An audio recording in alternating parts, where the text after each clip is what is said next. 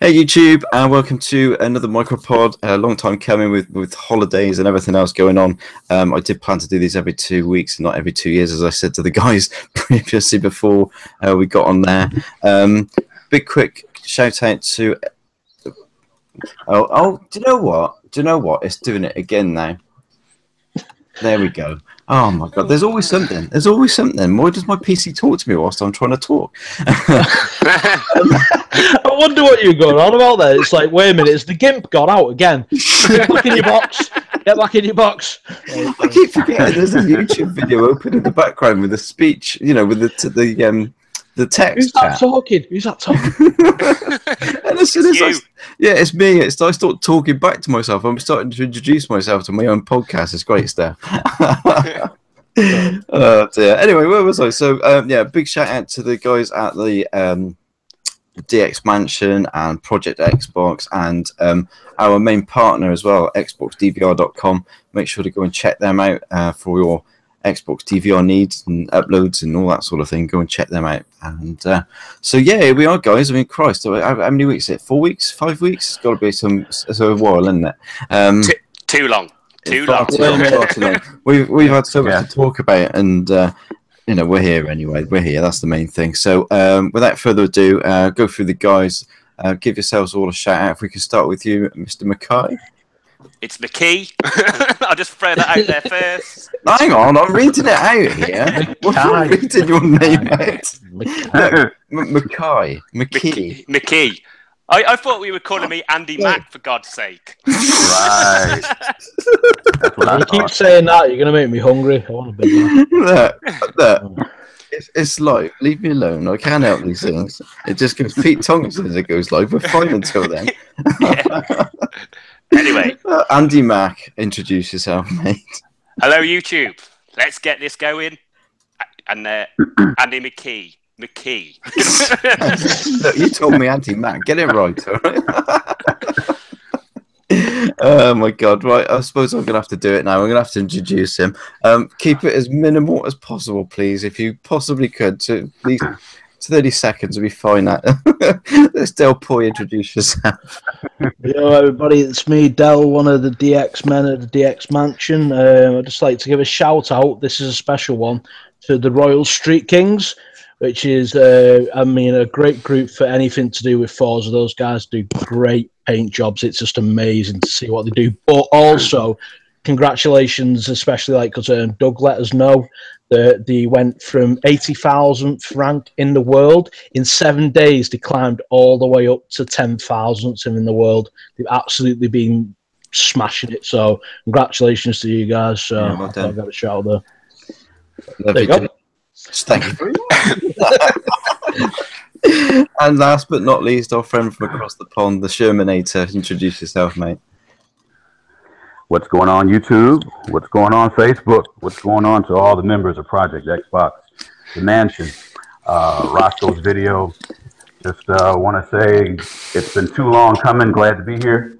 And just for full disclosure and historic references, can you guys hear me? We certainly can. Yeah, I still honestly each time I hear it, it's like, let's get it on. It's so silky smooth, man. It's silky smooth. I don't know whether to carry on with the podcast or go to the toilet. I was. Right. Let's get it on. Yeah. How was that? Right, and let's give a few shout outs as well. A few people in the comments already. So Sathias, thanks for joining us, mate, live. Much appreciated. And to Mr. Glass as well. He was there well early, so he may have even gone off and had a cup of tea by now because he was sick of waiting for us. But thanks, guys, checking in and being there for the start anyway. Right then, chaps, the first thing we're going to talk about tonight then is Call of Duty World War II. Now, there's many reasons why we want to talk about. Obviously, the beta went live. I had the beta, but I didn't play it. I refused to play it. I have no interest in playing it. You bothered. That's the main thing. But let's also talk about the marketing. We know that Call of Duty and Activision have got this publishing rights, or not the publishing rights, sorry, that's wrong, the marketing rights with PlayStation. all the emails went out for the beta, with all the codes and everything. Right down at the bottom, it says the beta starts at 1 p.m. On PS4 and other platform. So they don't even say Xbox One on the marketing. All they say is other platforms. So screw all of the Xbox guys that supported this game for all of these years, played Modern Warfare and made it the biggest multiplayer game, because it was without a doubt the biggest multiplayer game on the Xbox, and it was miles bigger on the Xbox than it was the PlayStation. Yeah, we are now the other platform. We're not even a name anymore. We're just this. Are we a symbol like Prince or something? No, we're not even a symbol. All we are is and other platform. The platform formerly known as Xbox. Yeah, exactly. I mean, it's what is going on. I mean, I can understand marketing, but can you imagine if Microsoft did something similar? I've never seen Microsoft do anything like that. No, they're classy. That's why. They don't have to, like, you know what I mean? Like they play normal, they play by the rules, and they've got good sportsmanship. But obviously, that doesn't translate. No, it doesn't. I mean, go on, Dal. I mean, you tell us what you're thinking about. Yeah, I mean, I had to go with the beta. I'm not going to lie, like, I was looking forward to it because I thought, oh, here we go, World War II. It's like, you know, World at War was like, you know, like I was saying before, one of the great Call of Duties. I did love that game, obviously because it involved Nazi zombies as well. but yeah, I played the multiplayer beta, and funnily enough, it's just COD again. You're joking. I know. I was surprised as you. Honestly, it's just COD. It's just COD, and I was like playing it. And the thing about it, though, it was sluggish as hell. It wasn't fast paced, and like, yeah, fair enough. Maybe took the the guidance from people saying, "Oh, it's too fast and too jumpy and all over the place," so they just slowed the bitch right way down. I was like, "All right, yeah, let's just play like we're running in treacle or something." But yeah, man, oh yeah, I'm not getting it. I was gonna get it, but I'm not getting it. No chance. So it sounds like Call of Duty running on Zimmer frames. Is that what you're saying? it's like that. What was that skate? What was that zombie film with Richard Pryor's in it? Richard Pryor in the zombie film. Seriously. Yeah, Richard Pryor was in the zombie movie. Not Richard Pryor. Richard Pryor's. Richard Pryor's. Who's Richard Pryor? I think that would be hilarious. Actually, I know that. Yeah, I watched that. I can't remember what it was called now. It was Cockneys. That was it. Cockneys versus Zombies. Richard Pryor. Oh right, I know what you mean. Now, yeah. In fact, that's a brilliant film. I love that film. Cockneys versus Zombies. That's got Sharknado 2 written all over it. Cockneys versus Zombies. No, seriously. Check it out. It's got Bricktop in it. Bricktop's in it. You've got Bricktop in it fighting zombies. It's awesome. Yeah, it's brilliant. It's got like loads of like older generation like actors like from like, you know, TV soaps in it, which is so brilliant. Like, it's so funny, especially if I was on Zimmer frame, like trying to get chased by a Zimmer on Zimmer frame. Has it got Raquel in it from EastEnders? It has, yeah. Ricky. Honestly, it's got them all in it. All the old classic ones like your thingy, you know, you come to love over the years. All the classic TV soap icons, all in that film. Trust me, watch it. It's brilliant. It's not as bad as it sounds. It is a good film. I enjoyed that. Anyway. Yeah, definitely. So, yeah. Anyway, where were we? We got off topic. Yeah, it's just we talk about zombies. I think it's time we zipped you up. Zip that mouth up, Steve. Well, yours should be a lot easier than mine with that beard, anyway. Okay. So this is what happens. Yeah, this is what happens, Sherman. You have to keep these guys under control, I'll tell you. Are you admitting to needing help already? Oh dear. Are you finished on that then, Dale? Yeah, I mean, like I say, to wrap it up, I mean, yeah, the campaign is probably going to be solid. You know what I mean? It's probably going to be a good crafted campaign, but the multiplayer, same old. Yeah, just sluggish though. Just really sluggish, which was a shame. Yeah, I mean, it's not nothing. Sorry, go on. No. I was just asking. since you've put it through its paces more than anybody else. So you really can't distinguish anything new from the other ones. I mean, the divisions part of it, yeah, maybe. I mean, you get to pick from 5 different divisions, and each of them have a special already like set skill. One of them you get like incendiary rounds for your shotgun.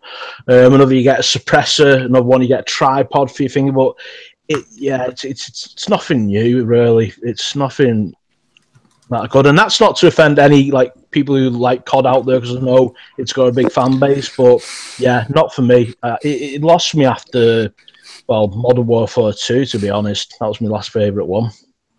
Yeah. And what about you, Shim? But before we go any further as well, Andy Mac, you've got your headset up your nostrils again. Hang on. What about now? Is he doing that heavy breather call and shit? It was like the last. Oh yeah, baby. Like a porn movie. I didn't know whether to listen to it. Oh god. I'm going now. Is that better? Well, we'll soon see when somebody starts talking again. All right. How about you, Shimmy? How you doing, mate? I'm good. What do you think about all this? What do you think about it? What do you think about this marketing? Oh my goodness! Seriously, I know that you gave us a time limit. It's kind of like how they do at weddings, where you toast the bride and the groom. Oh, you got 2 minutes. You can't speak longer than 2 minutes. I'll try and keep it within that parameter. It sucks. Okay, I'm done. See, now, Del, that's how you do it. All right. Okay. No, seriously though. No, you know what? And again, I'll try and be as brief as possible. This whole scenario, sadly, is nothing new. However, as with other categories, as far as in politics and social media and everything else, it's just gone to a whole new level. I mean, honestly, when I saw that, I kind of laughed because I knew, all right, this is Sony. Obviously, Sony's at the core of this. I can't really see any game company, any developer, any publishing house. I can't really see them doing that on their own without being, without having their arm twisted to do it. Because again, you're cheating yourself out of possible millions and millions of dollars. So I thought that it was hilarious. And the simple fact that they actually put it in print. I mean, the way I saw it was that, okay, we're still pissed off about the fact that Microsoft has this console coming out in a couple of months, and we can't do anything to stop it. Developers are flocking to it. So we're just going to throw any kind of dig we can. So, let's get rid of the Xbox thing and just put other consoles. What?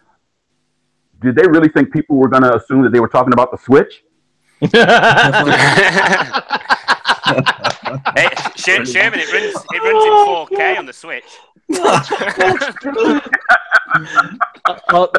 That's the killer, like, comments. That's the best one. Like, yeah, you think it's about the Switch. Sorry. Yeah, so that's my outlook on it. Again, I'm done. Oh my god, Andy, mate, what's your take on this? I think it's really, I think it's a move by Sony and by some sort of like media outlet to try and get like clickbait and stuff like that. Keep it in the social media side to piss people off and to keep generating this fanboy war shit. It's you don't need to put other platforms at all. They're just being dicks. I mean, somebody in another podcast said, "Oh, it's they've probably not had the money off Microsoft, so they're not going to put their name in." It's like, I'm sorry, but that's not an excuse. Not an excuse. Rubbish. Yeah. At the end of the day, it's in their own interest. It's their product. Why would you not want to advertise your product on whatever it's coming on? Yeah, exactly. It's got nothing to do with money changing hands at all. This is purely down to Sony's saying, yeah, all right, we'll give you all this money for the marketing rights of this game, but if we do this, then you've got to stipulate to these, you know, it's just ridiculous. It really is ridiculous. I hope it backfires for him, just like Lawbreakers. Yeah, I really do. I really do. I have to bring up Lawbreakers. Oh my God. That's kind of, I was on the same page with that. I was just about to say the same thing. That has the potential for backfiring big time. Yeah. And when it does, I mean, you're going to have folks like us. Well, no, I was going to say you're going to have folks like us laughing, but we're mature gamers. You know, we don't do that type of thing.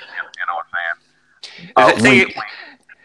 Thing is, though, I was never going to buy it because after Black Ops 3, I thought, yeah, I've played enough CODs now. I'm not even going to look into it on a free play weekend because, you know, if you've played Call of Duty games for like 10 years or something, you know, you need a long break. Yeah, definitely. And that's where Battlefield 1 comes in. Yeah.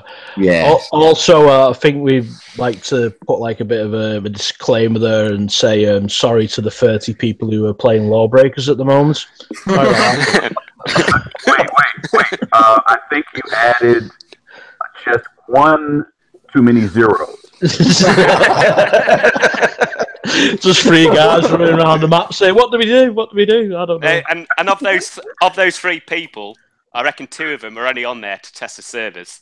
Two of them are dads. Right, employees. Right. Oh my God, we can't go into that. We'd be on there all night just talking about that shit. I mean, that guy shot himself in the foot big style, didn't he? Yeah. And then he shot himself in the other foot. The best speech was when he goes, "It's a marathon, not a sprint." But I kept thinking, well, a marathon's got to end at some time, mate. What are you doing, a half marathon? Well, but not only that, but how does every marathon start? Bang. You know what I'm saying? I mean, so yeah, man. I'll leave it at that.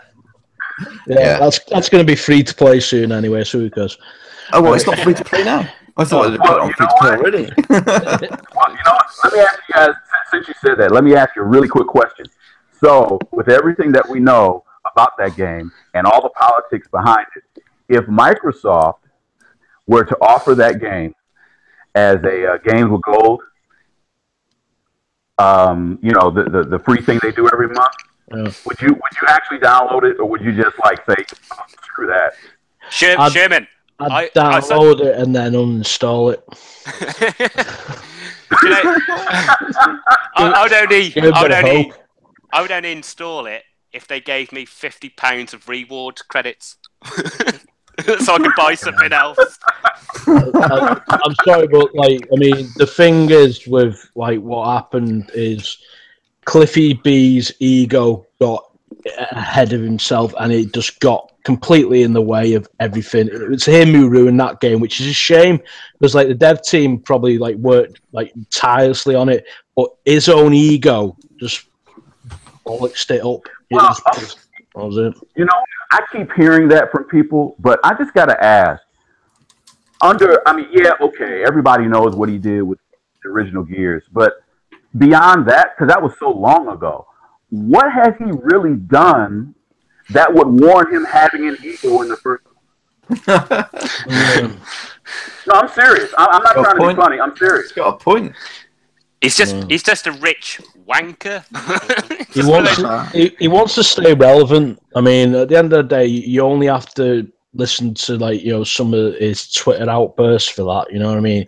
Anything to stay relevant, and that's sad, to be honest. In all fairness, if you've not got something good to say, don't say it at all. And before you say anything, McKee, it's Mac. Andy Mac. It's McCoy, isn't it? No, I got his name right then, actually. I take offence. Okay, Mackay. Are we going to move on? Next topic, yeah? Yep. Let's do it, because this is a corker. I'm going to bring up this is my favourite subject at the moment. I love this guy. In fact, I'm going to invite him to my bar mitzvah. Michael Pachter. Yeah, I know that you were about to say his name. Oh wow! Wait. So Chris, are you secretly the president of his fan club, and you're just playing it off? Yeah, I'm just raising his profile. That's all it is. When are you gonna have a civil partnership with him, Chris? We've had it already. It was on Twitter. He said I was on drugs, and I said, "No, they're poppers. You coming round?" Wow. Wouldn't it be great if he's listening right now? Oh, he loves me. He loves me on Twitter. He's gonna love me even more once that Xbox One X drops next month. You keep spamming him with tweets about it. Yeah, I know. Oh, sorry, we all keep spamming him with tweets about it. All pictures like, oh yeah, that's a good point. Everybody, when you get your Xbox One X pre-order, make sure to take a picture of yourself with it with a big thumbs up and make sure to tweet it to Michael Pachter. Yeah, that is something we will be championing on this podcast. Yep. I was going to bring it up, actually. With the hashtag pre-order Pachter. Yeah. This is something that I'll put on the groups and everything. And this was something I saw on Bang Bang, I think. He said, just take a picture of it. And with it in your hands, with a big thumbs up, big cheesy grin, and then just send it by Twitter to Michael Pachter, and he will. Hopefully, you'll get thousands of pictures of everybody looking really happy, and you'll be so pissed. Really want to piss him off at the bottom. Just put MicroBox as a druggie. He bought, with all the drug money, he bought his all one. Well, fellas, don't be surprised if when everybody does that, he closes his Twitter account. We can only hope, Sherman. We can only hope. Do you know what would be funny though? If he was the first person to pre-order. He probably. Well, that's the thing. Let's get into this. Right, this is probably what will happen. Before we go on, though, I want to give a quick shit out. Shit out. Oh, we want to give a quick shit out. You are on drugs. Dirty gas. Oh my god! I've got to step outside before these podcasts. I've got to give a quick shout out to Chris Hughes Senior and E-Rock X as well. My partner from the Dragon X podcast. He's watching as well. So Ace. You guys and William Neal. Did you say Drug Addicts podcast then? Drug Addicts podcast. It's got it on his mind now. Dragon X podcast. For goodness sake. Anyway, where were we? Michael Pachter. Yes, I mean, for those who follow the Dragon X podcast, they've probably heard myself, E-Rock, and my other friend, the Welsh gamer, Bowen, chatting about this pillar. And, of course, he was telling us that, even though the pre-orders for the Xbox One X have been really good and the pre-orders had already outsold the PS4 Pro for this year, just on the pre-orders alone. He still went onto Twitter and was saying that this console is going to struggle and it's not going to do anything.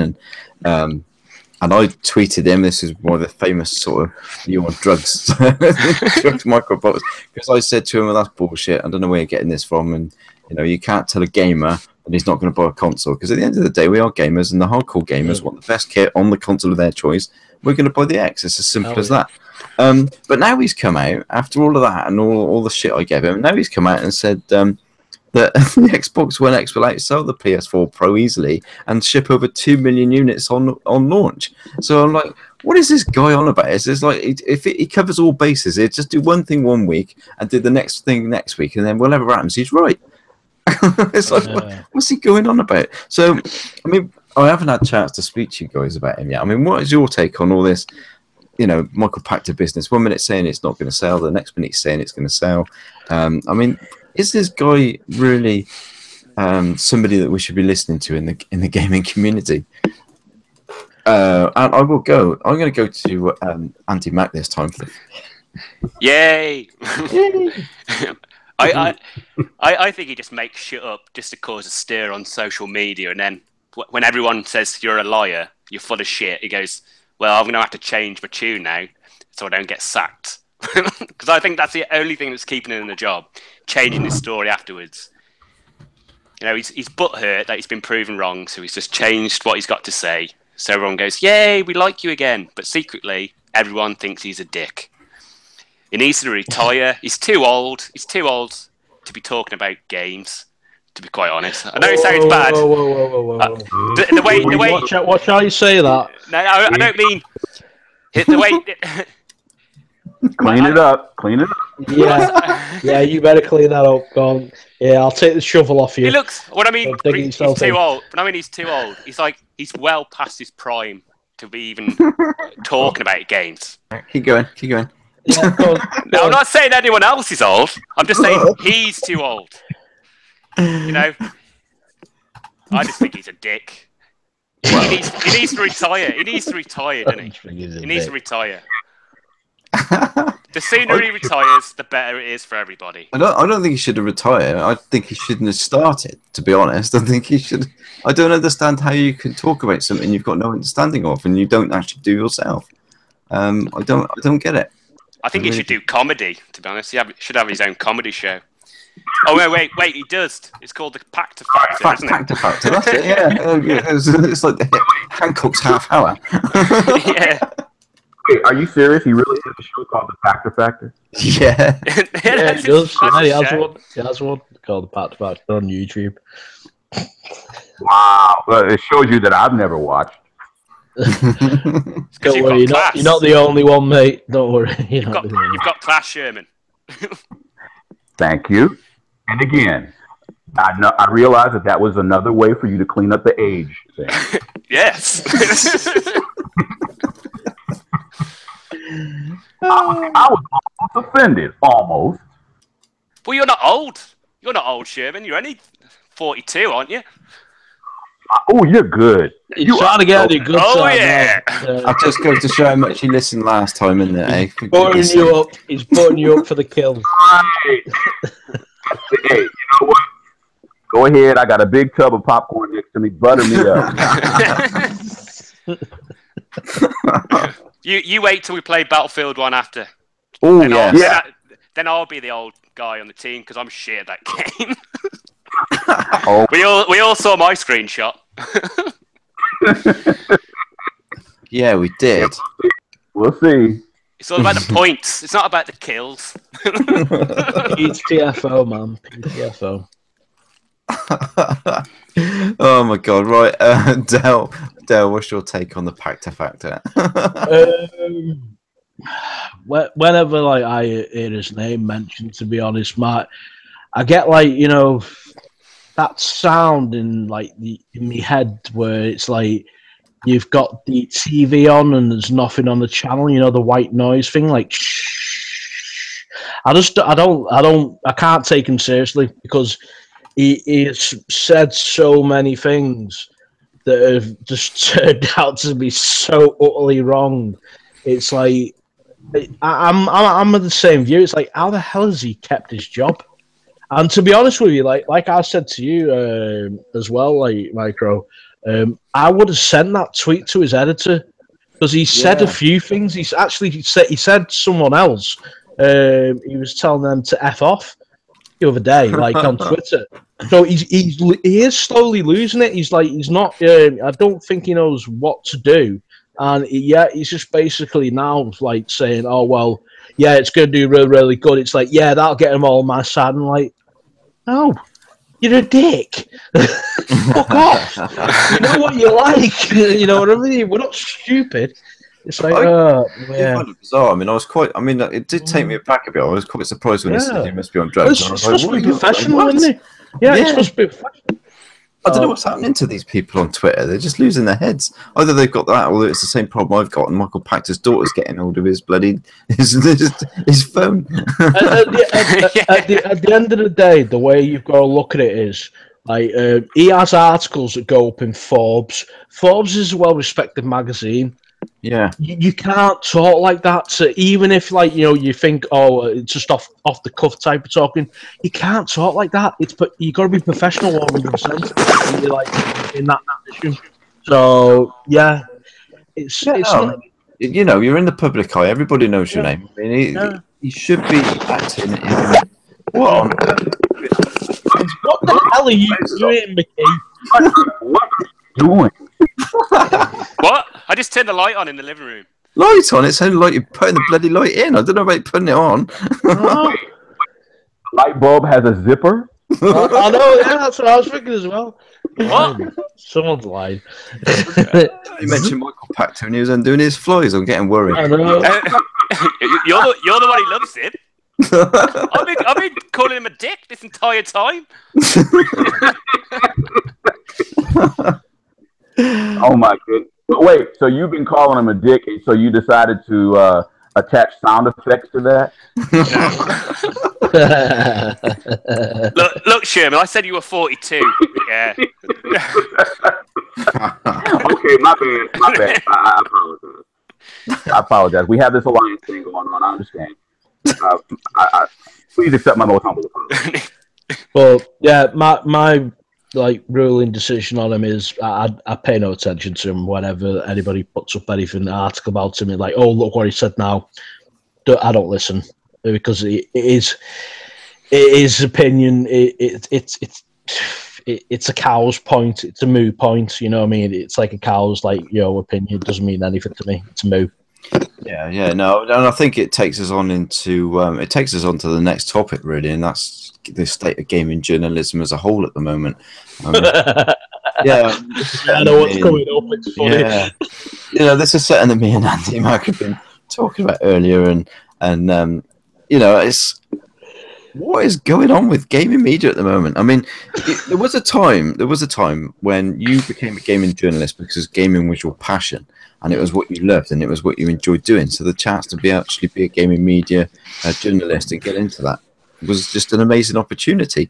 But now it seems to me that all gaming journalism nowadays is how can you stir up shit within the gaming community and between the different parts of the gaming community to get as many clicks on your to get as many clicks as you possibly can on your article, and that seems to be all it is now. It's not important to report on the gaming.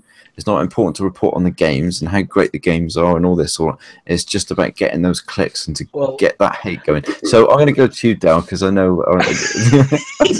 Well, you've got to admit though, like that guy who played Cuphead, it deserves to click that video because that is the funniest shit. I just hope I don't play. I hope I don't play like him. Oh my I wondered if he's actually given his controller to his 4-year-old son. Yeah, I was thinking, is this a 3-year-old playing this? He says, "Oh well, they didn't tell me what to do. The actual instructions were written on the screen. It's like press A to jump. Yeah, I've got that, and then you press like this, like RB to go forward. All right, okay, but you got to put both of them together to do it. But it's like, yeah, but there's nothing on the screen telling me to do that. Use your brain. Oh, God, no, but yeah, I mean, in all honesty, if you've not seen that video of the game journalist playing Cuphead, I can't remember his name now. Who's he work for now? What's his name? Just go find it. Just type into YouTube "gaming journalist plays Cuphead badly." It'll come up. It's the funniest video I've ever watched in my life. But yeah, him saying he's been in the gaming industry for 25 years is, I don't know how. I reckon he's been cleaning the toilets at the developers' studios. Yeah, he's been cleaning at EA. Right, so, it was like thingy, like the video that like I watched to actually watch it. Like it was like thingy Red Dragon said. It said like the cringe, the 100% try not to cringe video. It's just like you can't help but cringe. You're like, oh my god. But yeah, you should have, if you're doing videos on these games, you should have a basic knowledge of the game. You should have an understanding of the controls. You should be like what the button is. Exactly. Isn't it? How can you be a gaming journalist and not even understand the basic fundamentals of a game that you're talking about on a video? I mean, it's just what's going on. No. Do you know what I reckon it is? I reckon he was playing it, and that woman from Cuphead walked in. Okay, yeah. Well, I would say if that woman from Cuphead walked in and I was playing that, I would get distracted. Yeah, I'll agree with her. Because damn, she's fun. Wait. Okay. Hang on. I think I missed something here. What woman from Cuphead? Did you see the stream? The mixer stream of Gamescom. Oh, you know what? No, I missed that part. I only saw part of it. She's a very beautiful woman. Very. Okay. So, yeah. I follow her on Instagram now. Hey. Too right. I'll have to revisit the video. Yeah, we're going to have to send a link. We need to send a link. Wait a minute. I'll find one. I'll put it in chat. Okay. See, I'm curious now. Yeah. I mean, I was before, but I'm really curious now. Because if what you're saying is true, well, then we got to give that guy a break. That's only speculation, though.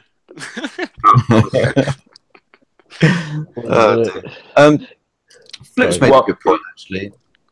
Just sorry, Sherman. Just before you go into it, Flip's made quite a good point, actually. So the gaming media are doing what they're doing now because their job's on the line, and at the end of the day, we don't need to go to them now.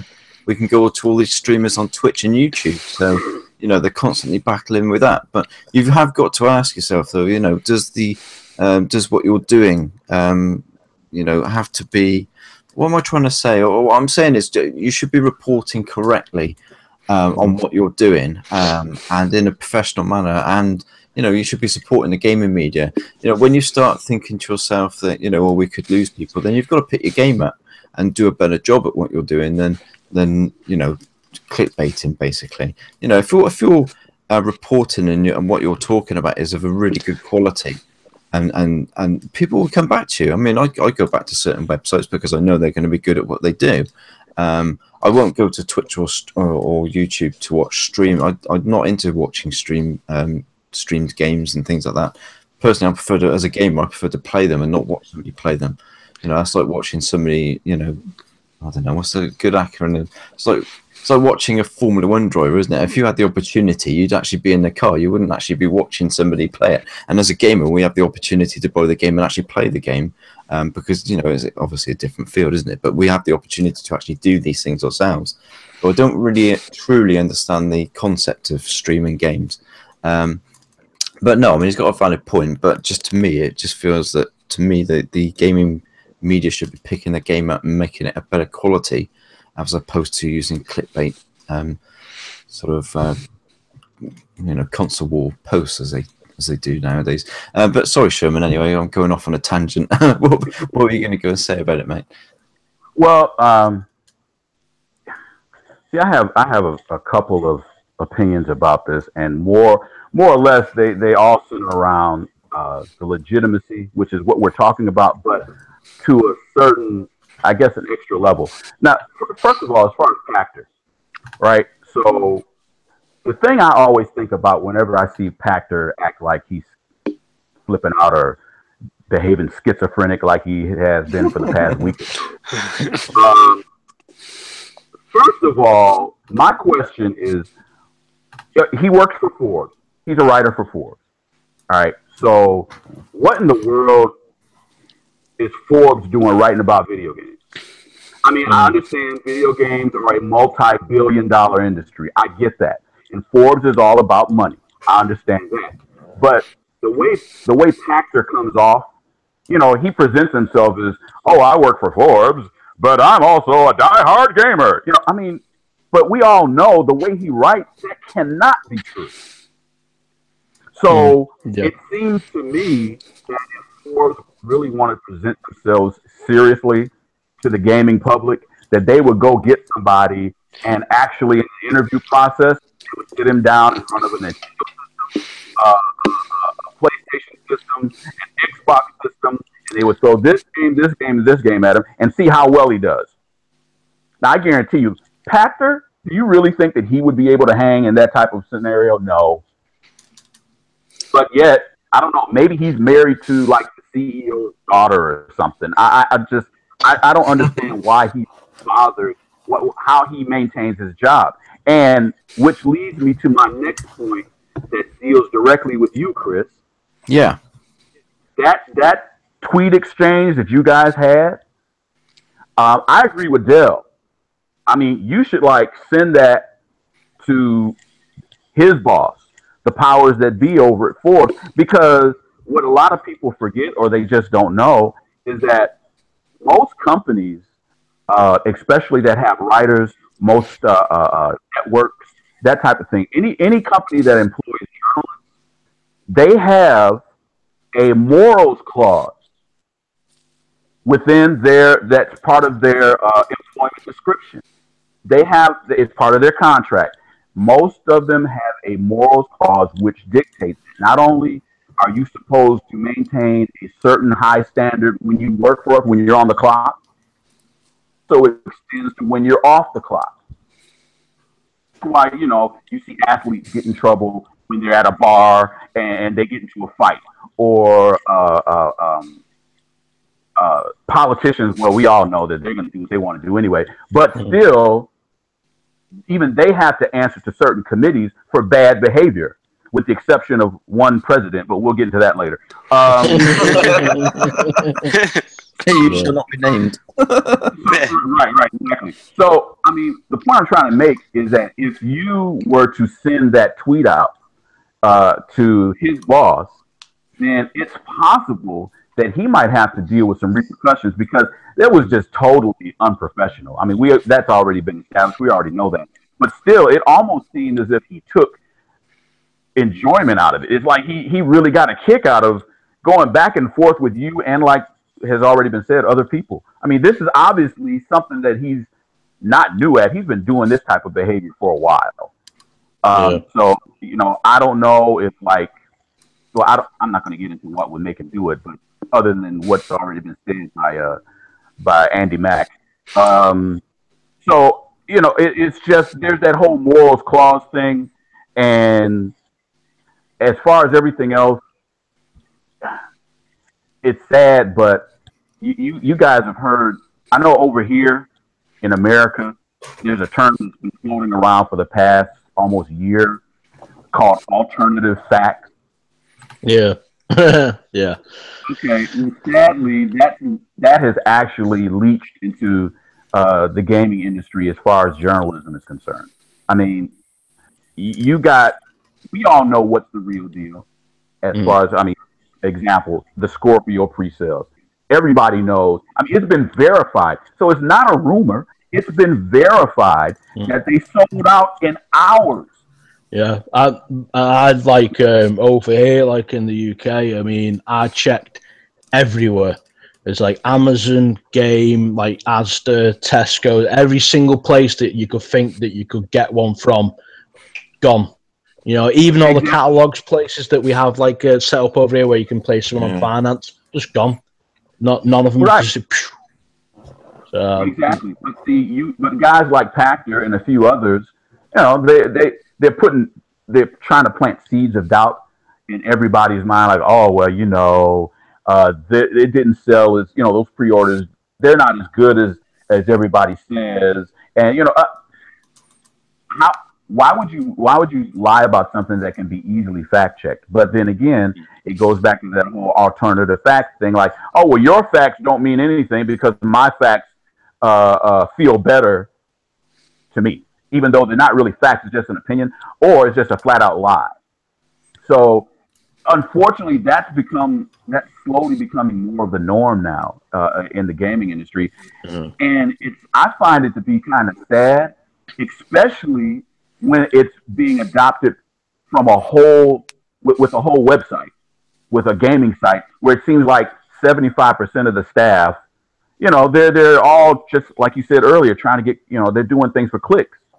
And the thing about it is sites that were legit, I mean, that were 100% on the up and up. I mean, yeah, you could disagree with them, but at the end of the day, you had to acknowledge that, well, they're being truthful. I don't necessarily like it, but at least those sites are slowly disappearing. I mean, anybody remember game trailers? Yeah. Oh, yeah. I love that site. I mean, because they were just, they weren't really all about like being all for Nintendo, or all for PlayStation, or all for. I mean, they were for everybody. Yeah. And now they're gone. Daily Radar back in the day was another one. Gone. Game Fan, gone. I mean, all these sites, and there's a few others I can't think of, but those are the three that stand out for me. I mean, they were the ones that were trying to keep it real. And for whatever reason, now they're just part of history. And I don't know if these other sites that are still around that are participating in this clickbait garbage, I don't know if they look at history and go, well, if we stay legit, we might go out of business too.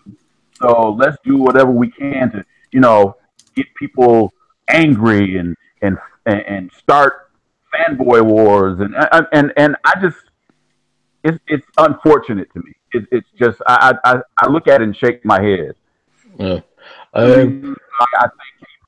I remember, it was at least like a couple of years ago now, or a few years ago, when I was actually doing writing game journalism for a site called Game Until Disconnected, and I remember the first review I did, which was for Max Payne 3. It was when it's on the 360, and it's basically around the time when everything was starting to shift in the landscape of the gaming media, and even our editors would say we want to highlight this more than that, or he'd edit me piece down in certain ways where I'd be like, that wasn't what I wrote. And it's yeah, but we're going to put it this way. So I just left. You know what I mean? It's not good. It's definitely not good for the industry. But I hope that's where we are at the moment. But obviously, the most of us that are out there, are hardcore gamers, know what's going on anyway. So it's just, I feel sorry for people who are more casually into gaming because they don't know, what I mean, right, what's going on. Well, you know what? Maybe eventually folks like us can band together and, do our own publication thing and just keep it 100% real. Kind of like what we're doing right now. Yeah, I know what you mean, mate. Yeah. But it's the groups, isn't it? If you look at the groups, the groups with the bigger numbers are the ones where they post all the bullshit. Yeah, because they need to be fed. Not shit. Naming any names there, right? No, I'm not. I think we all know. But it's true though, isn't it? The bigger groups are the ones that host the console wars and host the the arguments, and I've never been into that, which is why I started my group anyway. That's why I started it was the MicroBots. Yeah, it was the micro.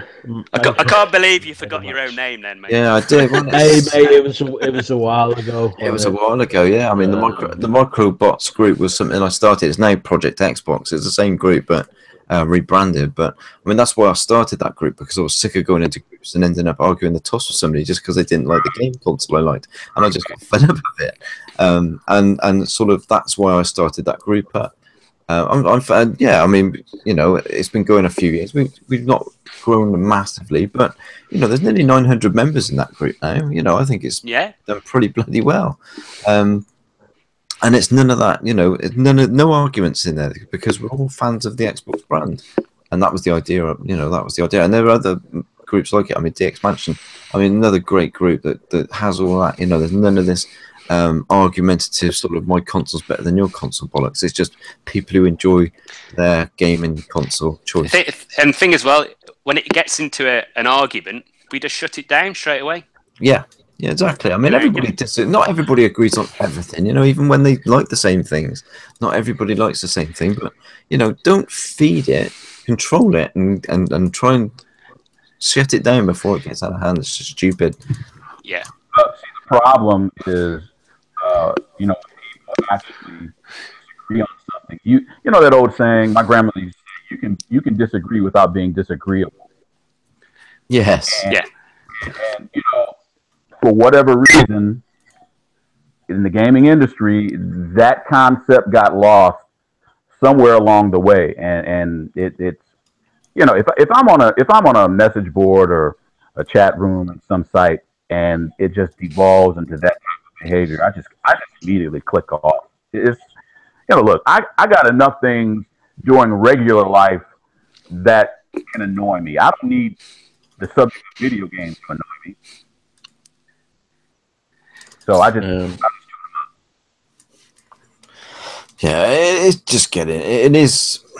Oh, I don't know. It's just mad. It's been like it for years. It's certainly been like it since the one dropped, hasn't it? I mean, since the first conferences and that's when I found sort of the fanboy war shit. To be quite honest, yeah, I was quite happy starting on PlayStation and then seeing the light and going to Xbox.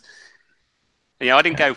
You know, I didn't like the PlayStation 3 because I could only play single player games and they got old really, really quickly. Yeah, you haven't got the sort of replayability, have you? I mean, for me, it was an eye opener. I mean, obviously, we had the Xbox 360 for 10 years.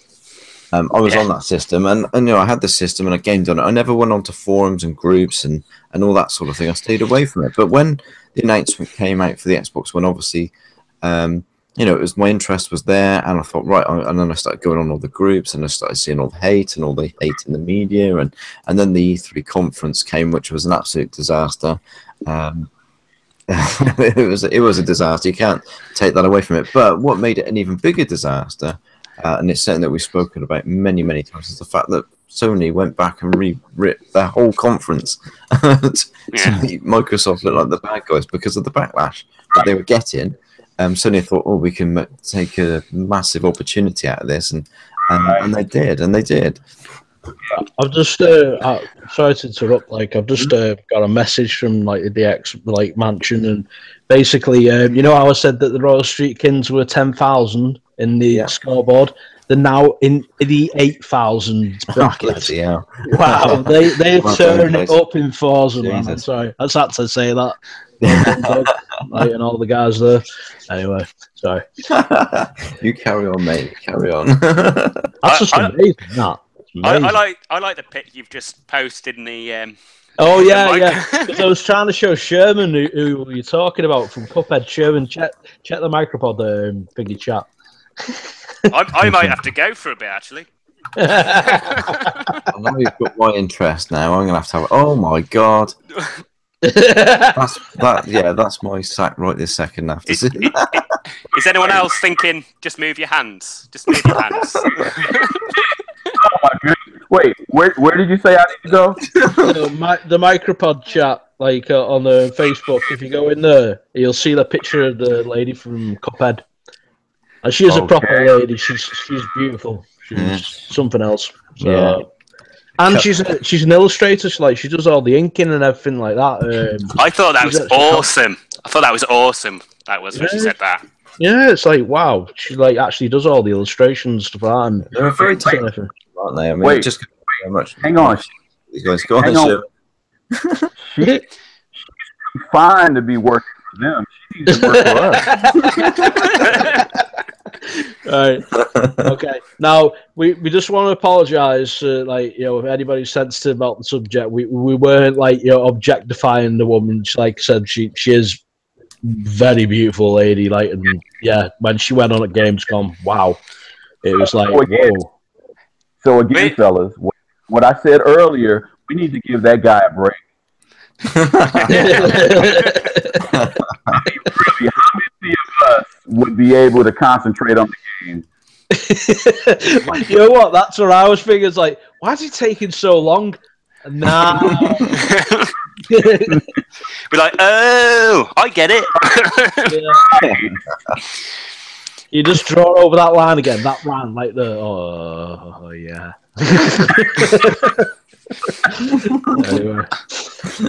Anyway. But he was stuck jumping for ages, wasn't he? He's like, hey. Yeah, in fact, that's a good point. Maybe she was there, like, trying to help him through it, and he's just looking at her, not looking at his control pad while he's trying to do the demo. You know what I mean? He's like, oh, really? Yeah, no, I want to do that. Yeah, I never enjoyed the vibration feature as much as that before, but it was probably turned off. Okay, fellas. Keep in mind, this is a family show. Yeah.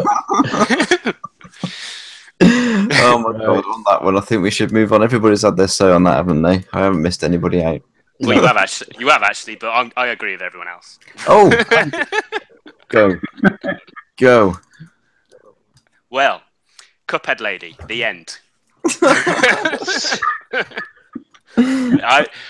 I think it's not about gaming anymore for these media sites. It's all about the views. They don't care if the game does well or not. And if Cuphead was because the lady from Cuphead was there, it's like, yeah, that's fair enough. But if you're going to review and write about a game, you should at least be able to do the game to a sort of beginner to intermediate level. Because that's just embarrassing. I'd be embarrassed. You know, and shouldn't they really have people reviewing the games that are actually well versed in those particular games anyway?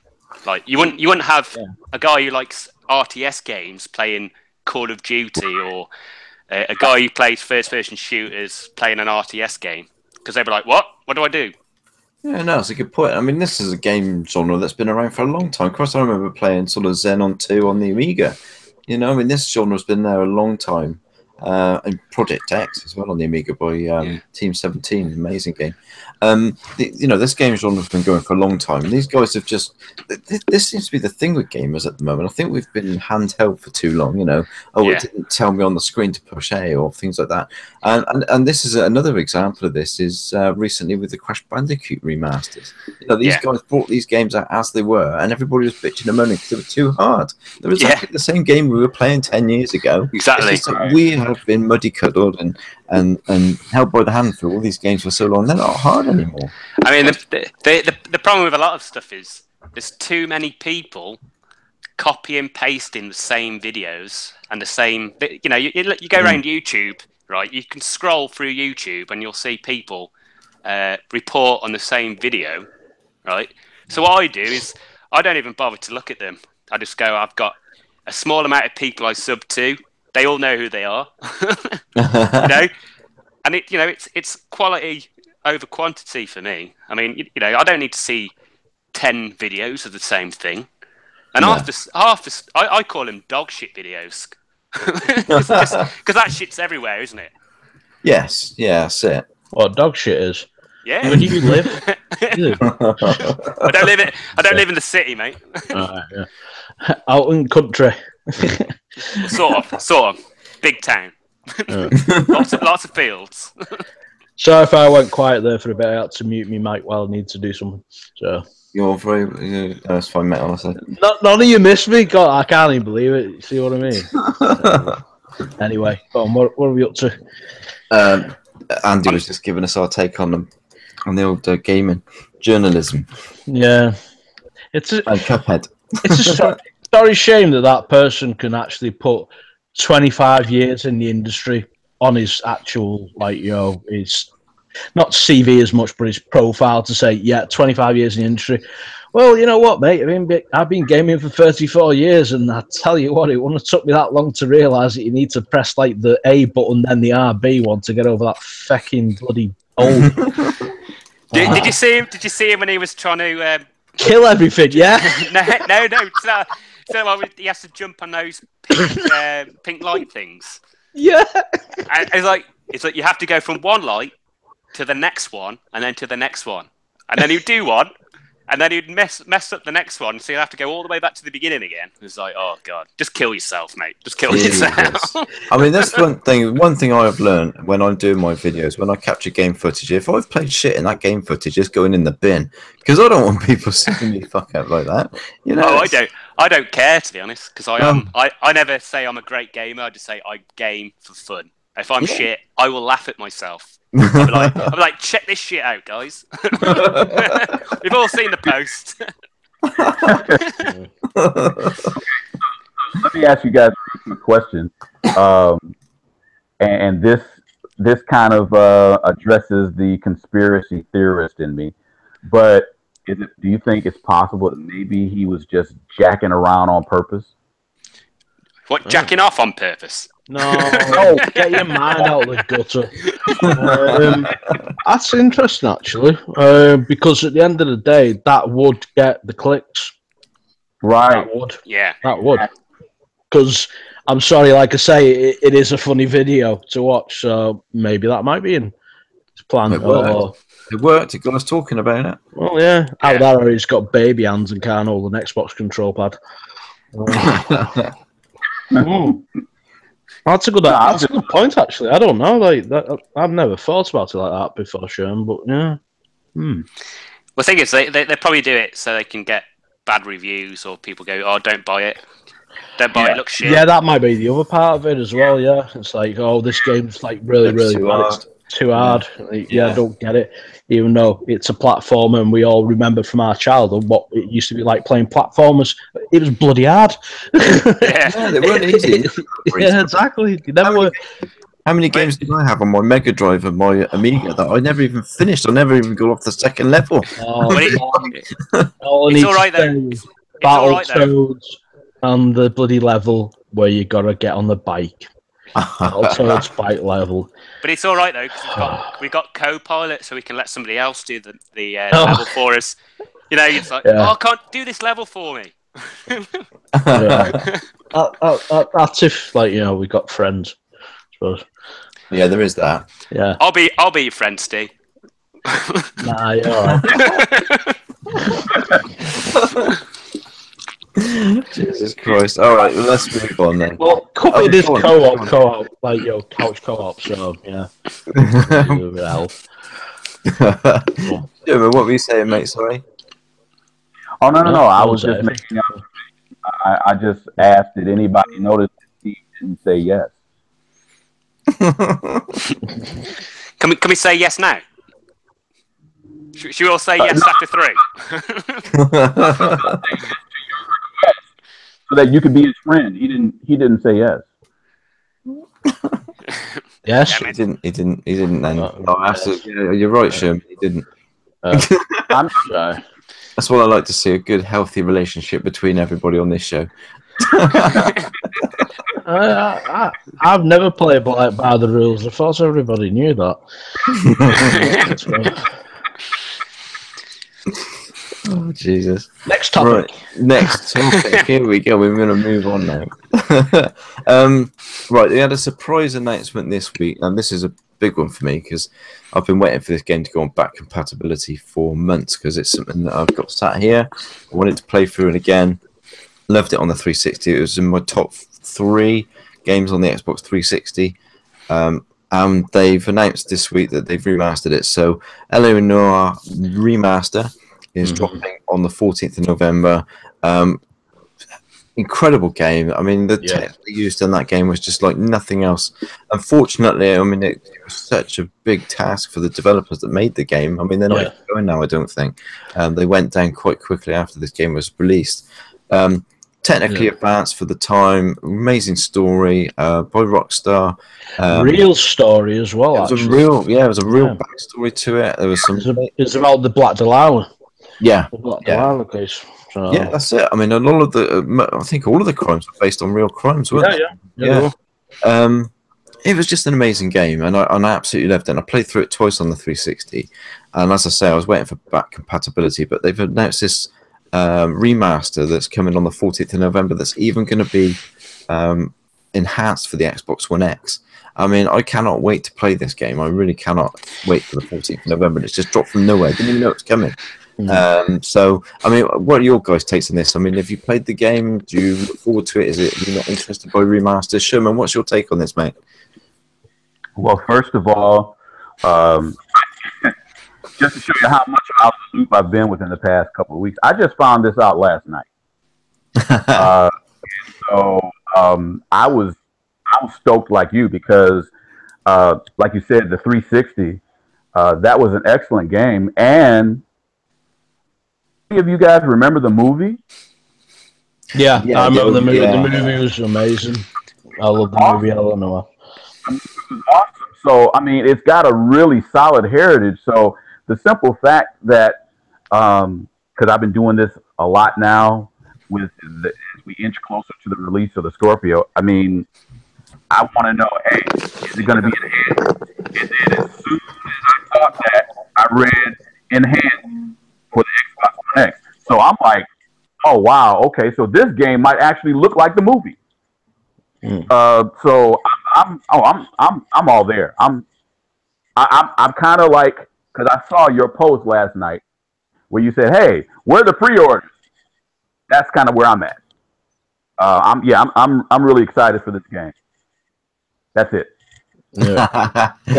No, I can 100% agree on that, because I mean, the one thing apart from, I mean, at the time, that was the cutting edge.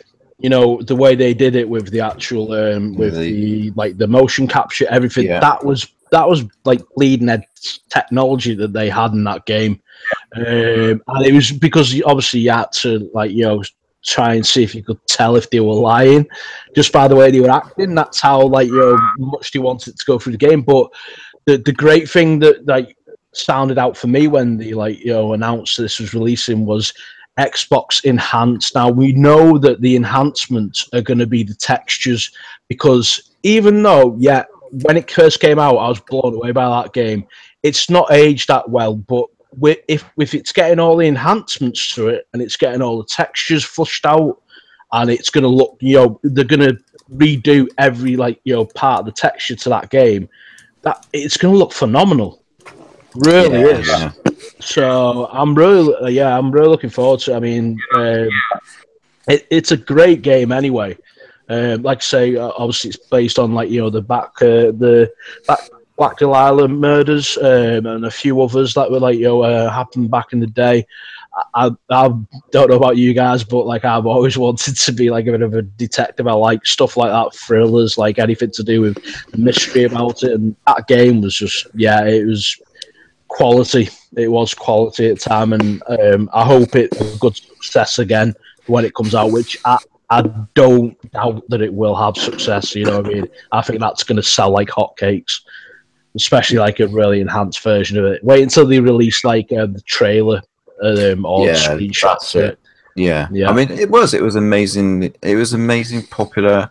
It was a great game. You couldn't take it away from other guys. They did an amazing job on that game. The facial capture was like nothing else. I mean, you could actually read from their facial expressions whether they were lying or whether they were telling the truth or whether they were, you know, and it was just an amazing thing. And even up to the build up, I mean, you had they showed all the making ofs and, you know, all the actors that were taking part in this game.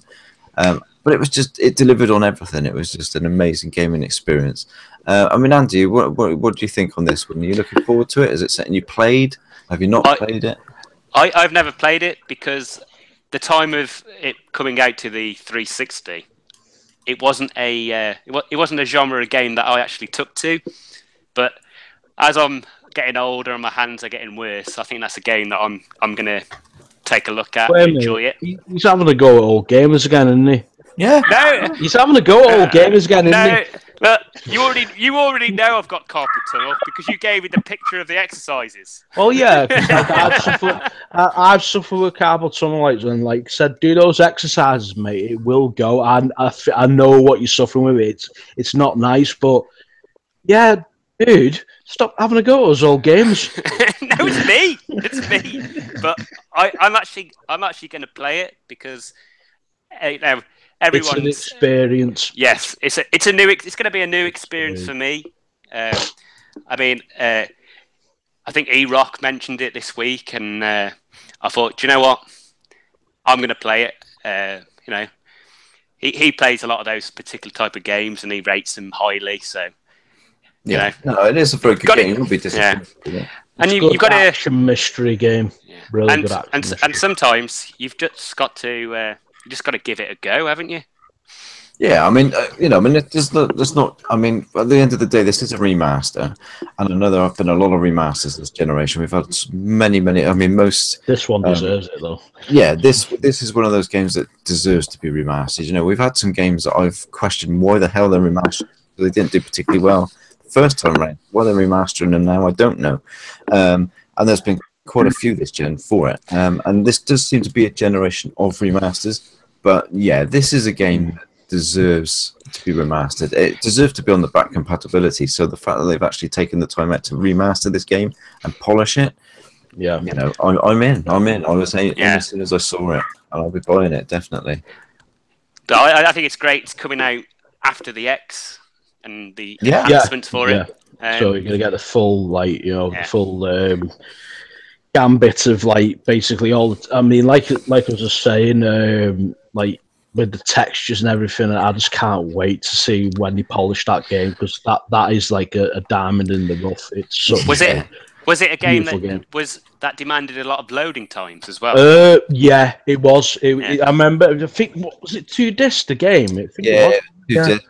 It was 2 discs. It was a long load, but it might have even been 3. Yeah, because the detail in it was amazing for the time. Like the detail in it was just unreal, and you basically you do have to guess like what the the witness or suspect how they if they're lying or not just by their facial cues. So they had to get it detailed right down to the finest little things. So yeah, I think a lot of gamers now overlook stuff like that. I mean, look at Quantum Break. Yeah, Quantum Break was awesome. Somebody on the. Do you remember a few months ago, someone on the Dragon Axe podcast said that Xbox don't have any good story-driven games, and it was like, I was like, Quantum Break. Yeah, I was like, there's loads of good story-based games on Xbox. There's some really, really, really good ones. It's frustrating, and people just like to bash our kit. Yeah, I don't get it. I really don't get why people feel the need to bash a game just because they haven't got access to it. It's like, just let it go. You probably won't play it anyway. So what's the point? Yeah, I'm going back as well. Just had a look at the box. LA Noire was 3 discs, so yeah. Wow, yeah. So it's a big old game. My biggest memory from that game, actually, from playing that, because I mean it was quite a long game as well. I had a zebra finch at the time. Why the hell I had a zebra finch, I don't know, but I used to have a couple of zebra finch that used to sit behind my gaming desk. And after about 3 days, the zebra finch started copying the police siren on the car. That's pretty cool. So every time a police car went past the house after that, it just started making the siren noise. I was like, what the hell's going on? That's funny. Let me ask you guys a question, just real quick. Now, with this game being remastered, of course, did they set the price point? I don't think they have yet. I haven't seen a price, I don't think, yet, but whether that's just because I've missed it, I don't know. No, I don't think it's set a price point yet. I don't think they have. No, I'm sorry. I'm thinking of Player Battlegrounds. That's going to be $29. No, well, I was just wondering, like, this game being remastered, and for those of us who had the 360 version, and since, like Chris, you were saying, you were hoping they were going to do a back compat for the original one, but seeing that they did the remaster, you're definitely interested. So I just wonder, do you think that get remastered, should people who have the original be allowed a free download? That is a good question. I think a lot of people do tend to lean towards that and say, yeah, we should get a free download because we support it in the first place. Right. I can understand that to a degree, but at the end of the day, they're reworking everything, so it's more time invested in it, it's more money invested in it, so it's a tricky one. That's a tricky one. I don't think it's going to be a disc version because all these other games are all on 1 disc. So could there be an issue with it being on 3? Oh no! Well, I mean, from the games back from then, to now, the size of the game. I think, if I remember correctly, it was about 17 gig. Yeah, it was about 17 gig altogether, that game. So they could easily get away with it on 1 disc anyway. So, but yeah, I mean, I think when it gets down to remasters, depending on whether it's the same dev company that actually does the remaster or not. Now, if it's the same dev company and it's basically them just cranking up, a few dials here and there, then maybe you should maybe get the copy for free if you've already bought it digitally. Let's say for through the arcade, but if not, do you know what would be really ace if they made it free like they did to what's that other game? They gave us gave us it for free. Phantom Dust. Phantom Dust, yeah. They give everyone a free copy of it. Right. Yeah, no. To be honest, I mean, if it was a recent game in the last few years, then I'd say yes. They did that with Minecraft, didn't they? If you had Minecraft on the 360, you got a free download for the Xbox One version. But I mean, this game was released in 2011, so being that it's so old now, and with what they're doing, I think we need to show support for it because I mean, as Kelvin Brannan said in the comment section, cheers for checking the podcast out, mate. I really appreciate it. This shows Rockstar's commitment to the Xbox brand, the Xbox One X. Yeah, true. The fact that they're enhancing this game shows that they are committed to this. So, I mean, if they've done L.A. Noire, I can guarantee you, and I'll put money on it, that they are doing an Xbox One X enhancement for GTA 5. I mean, that's going to happen.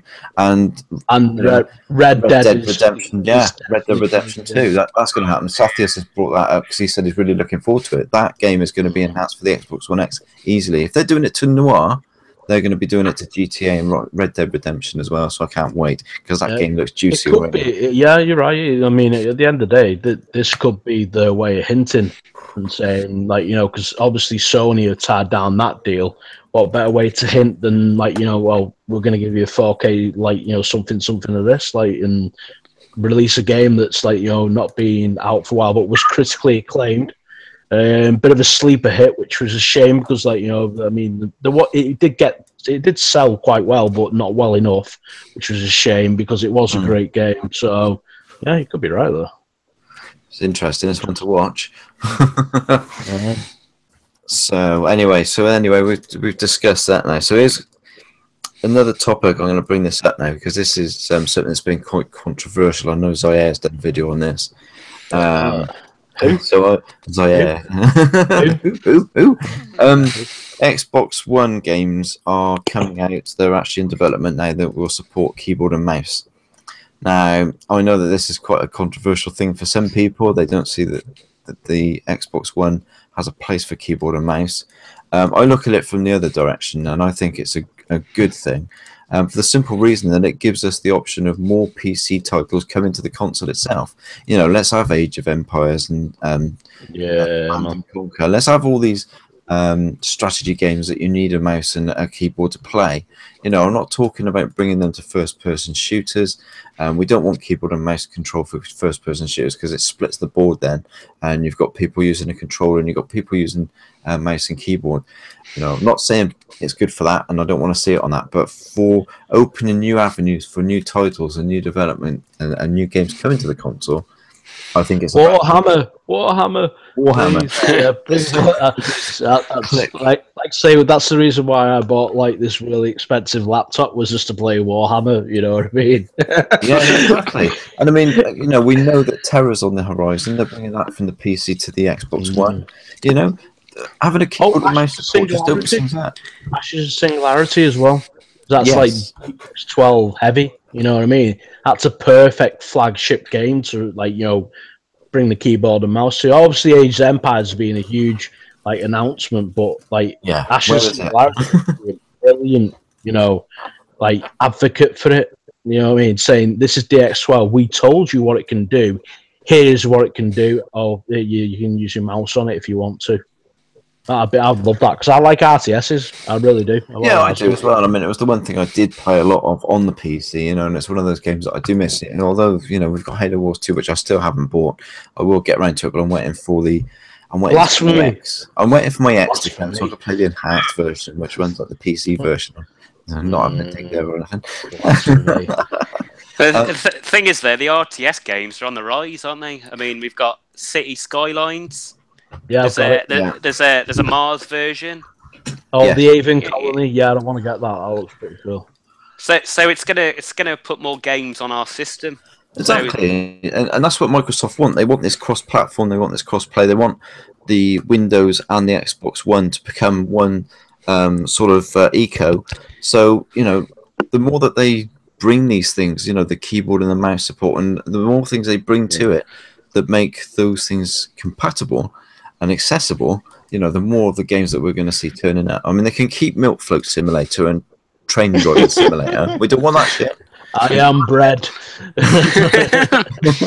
They can keep all that shit. Back but off with that game. Oh my god, we came up with that. Jesus. I thought you were saying that you were inbred then, Steve. No, it's like that game Iron Bread. It's like that other one that like that came out. What was it? The Willy jousting one where it's like all like the faces jousting each other. Like what? I think you have too much time on your own. You do, Steve. No, trust me. This is not me. This is like these are games that come out. There's like the other one. Like what was it? Climb on Me. Where you got to all climb on each other, that weird one, like where you're all like sort of like oiled up and stuff, like, and you got to climb on top of each other. Hang on. Are we talking gaming here, or you're dreaming? Gaming. Yeah. Check it out on Steam. Shower with Dad. Shower with Dad. I mean, come on, what's going on? Do you play with Jimmy Savile on that one? Now then, that's going too far. Go on, Sherman. What are you trying to say, mate? I can see you. Well, the I Am Bread, for me, that reminds me of Octodad. Oh, God, yeah, same graphics. Almost the same storyline. Instead of octopus, you're a slice of toast. Wet toast at that. Yeah, exactly. Oh, dear. But I personally think, and I agree with you, Chris, I think that the keyboard mouse debate, I think it's good because at the end of the day, Microsoft is proving that if you go with the Xbox brand, they're all about choices. They're not forcing you to adapt a mouse and keyboard, but if you feel like you want to try whatever PC game with this, hey, you got that option. I mean, I've just been, for me personally, one of the reasons why I really, really am pro Xbox is because of just the vast amount of options that they give us. I mean, since we're talking about, a controller scheme, let's just talk about the difference in just a regular controller, for instance. I mean, as opposed to like the Xbox controller versus a PlayStation controller. Xbox controller, you can use whatever type of batteries you want. If you want to just use the old school carbon batteries, fine.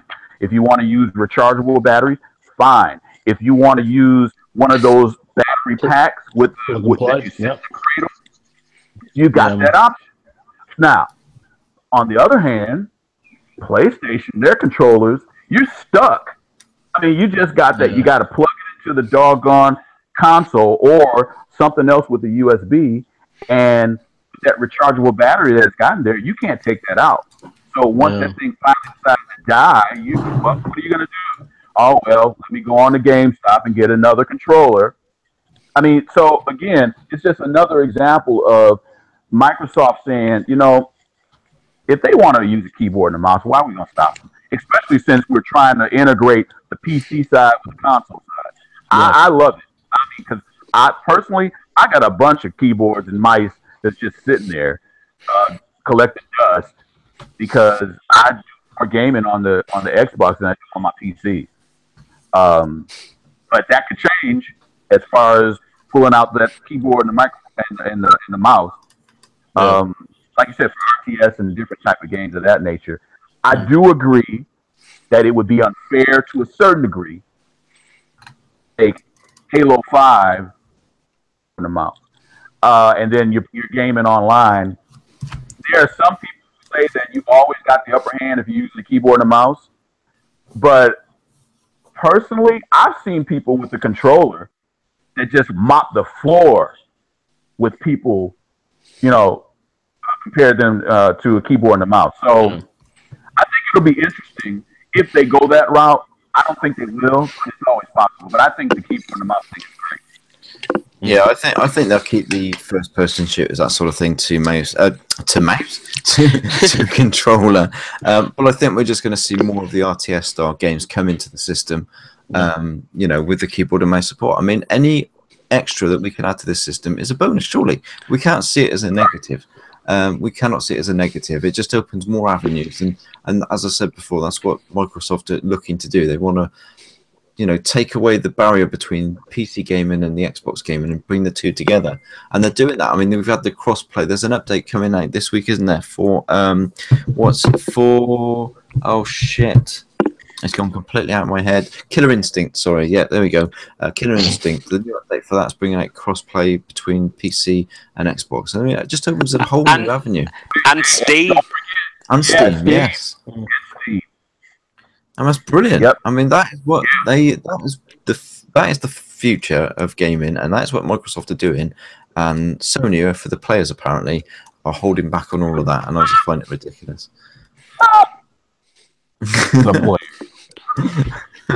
And just whilst we're on it as well, I've just noticed there's some weirdo hanging around in the chat section called the Welsh Gamer, so I better give him a shout out. Hasn't he got anything better to do? Obviously, I don't think so. No. I sent him a little message with a link, so he might join us in a bit, but you never know. Oh dear me. Anyway, where were we? So who hasn't spoken about keyboard and mouse? Somebody's not going to have chatted about that. Me. It's Andy again. He hides in the corner. He doesn't like to be heard. I just like to let Steve have his moments.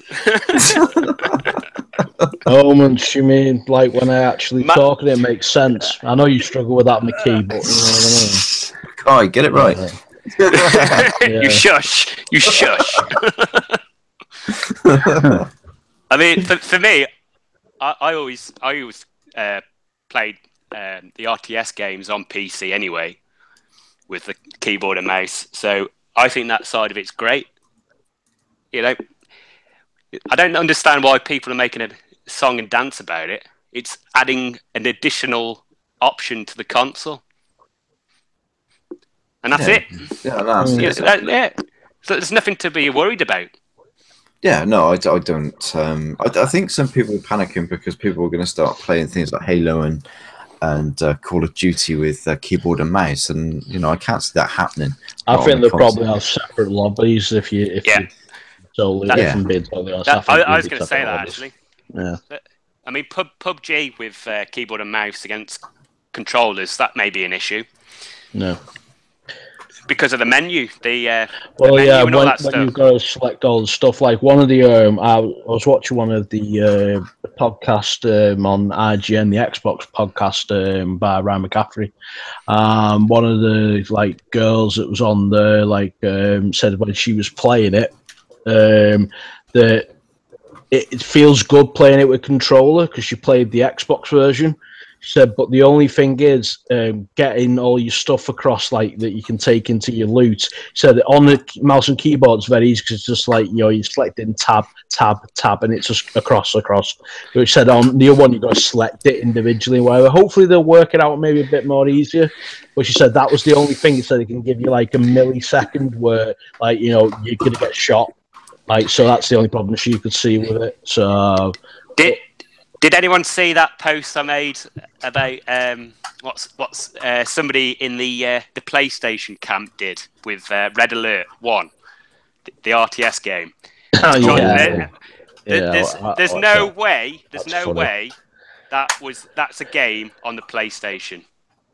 Because the menu wasn't even didn't have the icons, and there's no way you can move that mouse as quick as you can by just using the D-pad.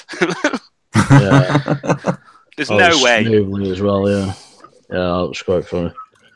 I don't remember it being that quick. I did have Red Alert on the PlayStation. I don't remember it being that quick to scroll around. I remember playing Command and Conquer on the PlayStation, and it was at that time when you could actually hook up two of them together, and me and my mates used to have a TV each, and we used to play against each other. It was an all-night session thing. It was great fun back in the day. That was before multiplayer, wasn't it? We used to do that. The first Formula 1 game on the PlayStation. Me and the mate did that on that. Back in the day. Back in the day. It was the old days when the internet didn't exist. And there was no there was no fanboys. No, there wasn't. Just gamers. And you had to buy your media. Copy it. I'll be honest. I'll be honest. I'll raise my hand. Like, you know, I'm Scouse. Like, you know, we could get copies easy. No, hang on. You robbed it, Steve. You robbed it. Don't believe everything you hear that's stereotypical about Scousers. This reminds me of a post I saw on Facebook. I know it's not gaming related, but I just got to bring it out because it just made me raw. And it was about the movie It. And Cineworld put a post up on their Facebook saying about this film coming out today. And there's all these people saying, "Oh yeah, really looking forward to seeing it. I'm really looking forward to seeing this tonight. Going tomorrow." And then this woman turned around and said, "Oh, is it available to watch on COD yet?" And I'm like, I had to reply. I said, "You just basically turned around to Cineworld and said that you stream movies illegally." I said, "You're an idiot." Yeah. Oh, that's brilliant. God bless that person. Yeah. When I see those posts, I go, "Why don't you just look?" Yeah, it's like, anybody got any good links? Yeah, the CEO of Cineworld tells them where to go and everything. Yeah. No, the post got removed quite quickly. Oh my God, he's here. Ladies and gentlemen, the Welsh gamers joined us. Oh, we're sort of with safe. Oh, here he is. And the Welsh gamer is speaking. Can you hear me? Not very well. No, thank God. Can you hear me? Oh, that's better. Yeah. He's got the donkey out in the garden who's pedaling faster. Is it coming through clear, or am I ruining everything? No, you're fine. Let's go quickly. Oh, well, no, do you know what? I was thinking, do you know what? I'm not fucking talking to those buggers over the MicroPod. But then you said something like, "Oh, that weirdo in the comment section." I thought I might as well jump in just to clear up that I'm not some stalker. You know, You sure that was the best way of clearing it up, was jumping straight into the stream and saying, "I'm not a stalker. Honestly, I'm not." I know, I'm not a stalker. I just watch you on the stream. I'm in shag. I'm no stalker. Hang on. Andy's fiddling with the zipper again. Yeah. No, I had to cough. No, guys, I really wanted to get my piece in regarding the keyboard and mouse coming over to Xbox. For me personally, am I allowed to plug this bit in? You carry on, mate. You carry on. They've all talked their rubbish. At least Delpoi has given you all a chance to speak this week. That's a good sign. But yeah, I'm remembering all this, you know, all this abuse. Trust me. No, basically, in my stance on it is simple. All there's literally negative from this, in my opinion. Even if they bring the keyboard and mouse to the Xbox, and there's certain games that can only be played with the keyboard and mouse, I think that's fine. Because end of the day, it's opening the option pool, and it's making the scope of the Xbox brand even bigger. So, say for example, I mentioned it in the comment section down below. I don't know if you saw, but I did. Imagine if League of Legends came over to Xbox. Imagine how huge that would be. Because I know plenty of people who have bought, like, you know, a budget entry laptops just to play this game, and it's laggy as shit. They can't do anything because it's really jittery and the frames drop and this and this and this. Imagine if they could literally, someone who only wants to play League of Legends but hasn't got a fortune to spend on a decent rig, they just be like, well, I could buy the Xbox One X, plug in a keyboard and mouse, and I'm good to fucking go. I mean, I can imagine so many people doing that, and think about it, it would be a console exclusive. That, you know, Xbox would be the only place you could actually play a game like League of Legends, and there's plenty more like it. There's plenty of PC games that could, you know, happily make their way over, even if you had to use a keyboard and mouse. I think that only makes longer, gives them more options. Yeah, and then the fanboys will be like, "Oh yeah, no one plays with a keyboard and mouse." Oh, mate, Yeah. I use my mind. I saw a bloke once on telly. I think it was in a program called Star Trek. His name was Scotty, and he thought it was a walkie-talkie. So I didn't know what was going on there. You try to act like you don't really know that show, but come on, admit to it if you do. I'm a Star Trek whore. I can't deny it. Yeah, exactly. I knew it. Get out. We're all Star Wars here. Get out. I'm Star Wars as well. Well, to be honest with you, in all fairness, I'm Doctor Who, and it's the longest running sci-fi story ever on TV. So it's in the Guinness Book of Records. If you don't believe me, so we're exposing Micro. It's a filthy neutral. Loves Marvel and DC, and he loves Star Trek and Star Wars. Just pick one and love it, and hate the other. Just do it already. Doctor Who. I love Doctor Who as well. Doctor Who's awesome. Oh, it just gets worse and worse. Oh, he's saying Sherman, sorry. No, we can't love all three. I'm a fan of all exactly. three. Yeah, exactly. I love them all. Where's Sherman? I can't see him. I can't wait until Thingy Discovery comes on to Netflix on the 25th. Couple of weeks. Can't wait for that. It looks really good. I'm a bit peeved that they're going backwards. I wish they'd go a bit more forwards, like they would next gen, like move forwards a bit. But I'm still not avert to them like going back and us seeing what happened really with the Klingons. You know what I mean? But anyway, this is a gaming show, so yes. Anyway, let's get off the news and get back onto our proper stuff, gaming. Yeah, what have I missed, guys? What are the hot topics? What have we got next? What's going on? Well, if you've been round for the whole thing, then you'd know. Yeah, this is it. He's a late turner-upper. Get out. I was a late turner. I've been out all day, and I got early in the morning, so I thought I'd jump in for like 20 minutes. So, yeah. Well, I would do the next topic, but my adopted daughter has just stuck a massive sticky penis all over it. yeah. Any old excuse. So I can't see it. Anyway. Can't you took the penis off? Oh, here she goes. Oh, look, this is what I have to. That sounded so wrong. Background, I took the penis off. What's going on? Right. What in the world? Wait, hold on. Didn't I say earlier that this is a family show? Yeah, exactly. Talking about stick-on penises. Actually, I'll tell you what, Bo, and you've timed it really well because I think you can introduce this next subject. I was going to talk about PlayerUnknown's Battlegrounds being a console exclusive. So, do you want to take it away, mate? Because you've only just done a video on this, and for everybody who hasn't checked it out, check out his video on YouTube. But I'm sure I'll give you the basics now. Yeah, guys, go over and check it out. I spent a lot of time with that video and reading plenty of articles. There was one article outshined. Basically, Brendan Green, the developer for PlayerUnknown Battlegrounds, or PlayerUnknown himself. Yep, PlayerUnknown himself, and basically, he's come out and said, in a nutshell, that because they're a small indie development team, they are only focusing on Xbox and PC.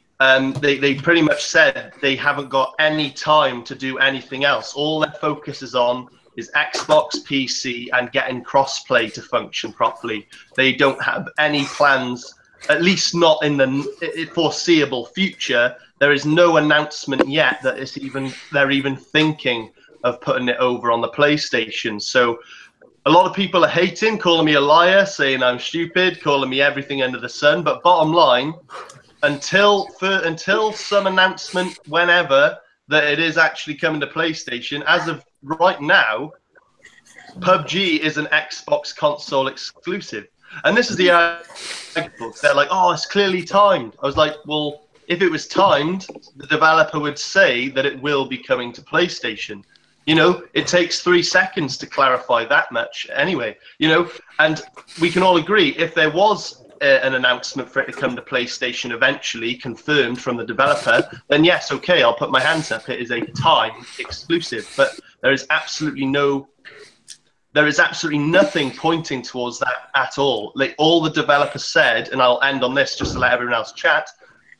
They literally said their focus is on Xbox and PC. They haven't got the time to do anything else. So if that doesn't say Xbox console exclusive, at least for a long while yet, until they gain momentum and more revenue and whatever their plans are in the future, it's an Xbox console exclusive, guys. So yeah, I'll let you run with it. Rock on. What have you got to say about that? Go on, who's going first? You can go first. All right, okay. No, not you. Not you. No, I'll go first because, like, I actually do watch streamed a lot. A lot of my time is spent on Mixer, watching Magnetron or Hunkerstan and stuff like that, you know, and Oh My God Meow and a lot of other like different streamers that stream PUBG. Like, you know what I mean? I love the game. I think it's gonna be a huge hit on Xbox because of like the solid shooter player base that we have, because we all know that like Xbox is like, you know, the console of shooters. We all know it's the best place for the multiplayer because it's got the best service like for multiplayer. Well, let me rephrase that, it's actually got servers for multiplayer. So shots fired. This is going to be, I mean, it's a really it's a brilliant thing that they like, you know, got this to come up like across onto Xbox. Like, the great thing with the preview program is that, yeah, some people might say, oh well, all your games are going onto PC. Well, what about all the PC games that are coming over to Xbox? You know what I mean? It works both ways. So, but it's, I mean, I did watch the video, and like, you know, my only thing I would say is that I know that they said like that, you know, like PlayerUnknown said himself that they are a small team. It's like, you know, they're just concentrating on Xbox and PC. Like, you know, he started as a modder, so I can understand that, like, you know, it is only going to be on Xbox, but it probably will go to PS4, but it's not going to be anytime soon. No, because this one's actually published, isn't it? It will. Yeah, but it's going to be at least a good couple of years because, like he says, the team's small anyway. They're building it with the fans, and also it's probably going to be, they're probably going to have an Xbox team actually working in tandem with the guys at Bluehole to actually like get this up and running through the game preview. So, you know what I mean? It's one of them. It's not like we're going to just suddenly go, well, here you go, PlayStation, you can have the port. You know what I mean? That's the thing. I mean, Microsoft are publishing this, aren't they? They're publishing it. So I mean, they're putting a lot of money into this game. Yeah, they're putting a hell of a lot of money into it. Yeah, so I mean, I can't see it anytime soon. I think it's going to be longer than what it was for Rise of the Tomb Raider to go to PlayStation. Oh yeah, definitely. You know, I said it's a different team, isn't it? It's a lot smaller team. Well, yeah, exactly. Yeah, like obviously with Crystal Dynamics, obviously they've got like a bit more of a larger team, like, you know, with Square Enix and that. But like these guys, like, you know, like I said, PlayerUnknown, he was a modder to start with, like, and they've just been, like, you know, helped by this company Bluehole, like, you know, and it is a small team, so yeah, it's going to be a long time before it gets on there. At least a couple of years, my guess. And Flip Money's look at Titanfall. Titanfall's a good example. You know, Xbox helped, you know, produce and publish that game. They fed loads of money into it, and in the end, you know, and there was word of it potentially coming to PlayStation. I remember, like, it was yesterday. People were like, oh, well, when it comes to PlayStation, people either loved it, hated it. But then eventually it was, you know, classified as a true exclusive to the Xbox platform. Yeah, and they did. PlayStation didn't get their hands on the game until Titanfall not to the sequel. Yeah, sure. And Flip Money in the chat's actually brought up a good point as well. I mean, if we support this game and it sells really well on the Xbox One, you know, what's stopping Microsoft from actually saying, right, okay, then we'll buy the IP off you? No, absolutely. You know, that's sort of my bet at this point. I reckon the sheer popularity on PC, you're talking million playing every single day. It's 10 million copies sold as well. Yeah, it's close to surpassing League of Legends, which is another massive one on the PC. So if that comes over to Xbox and it has the same effect, like you said, Micro, with them being the publishers as well, I see no reason for Phil to be like, right, we've landed on a fucking gold mine here. Yeah, like they did with Minecraft. Yeah. I mean, that's what they did with Minecraft. It wouldn't be the first indie title they've taken under their wing. Look at State of Decay 2. That's going to be fucking amazing. Oh, yeah, I can't wait for that. Also, as well, I think, which is a valid point, which is what happened at Gamescom, which I did watch every single day of it, was they had the esports event around it. Now, that game is definitely built for esports.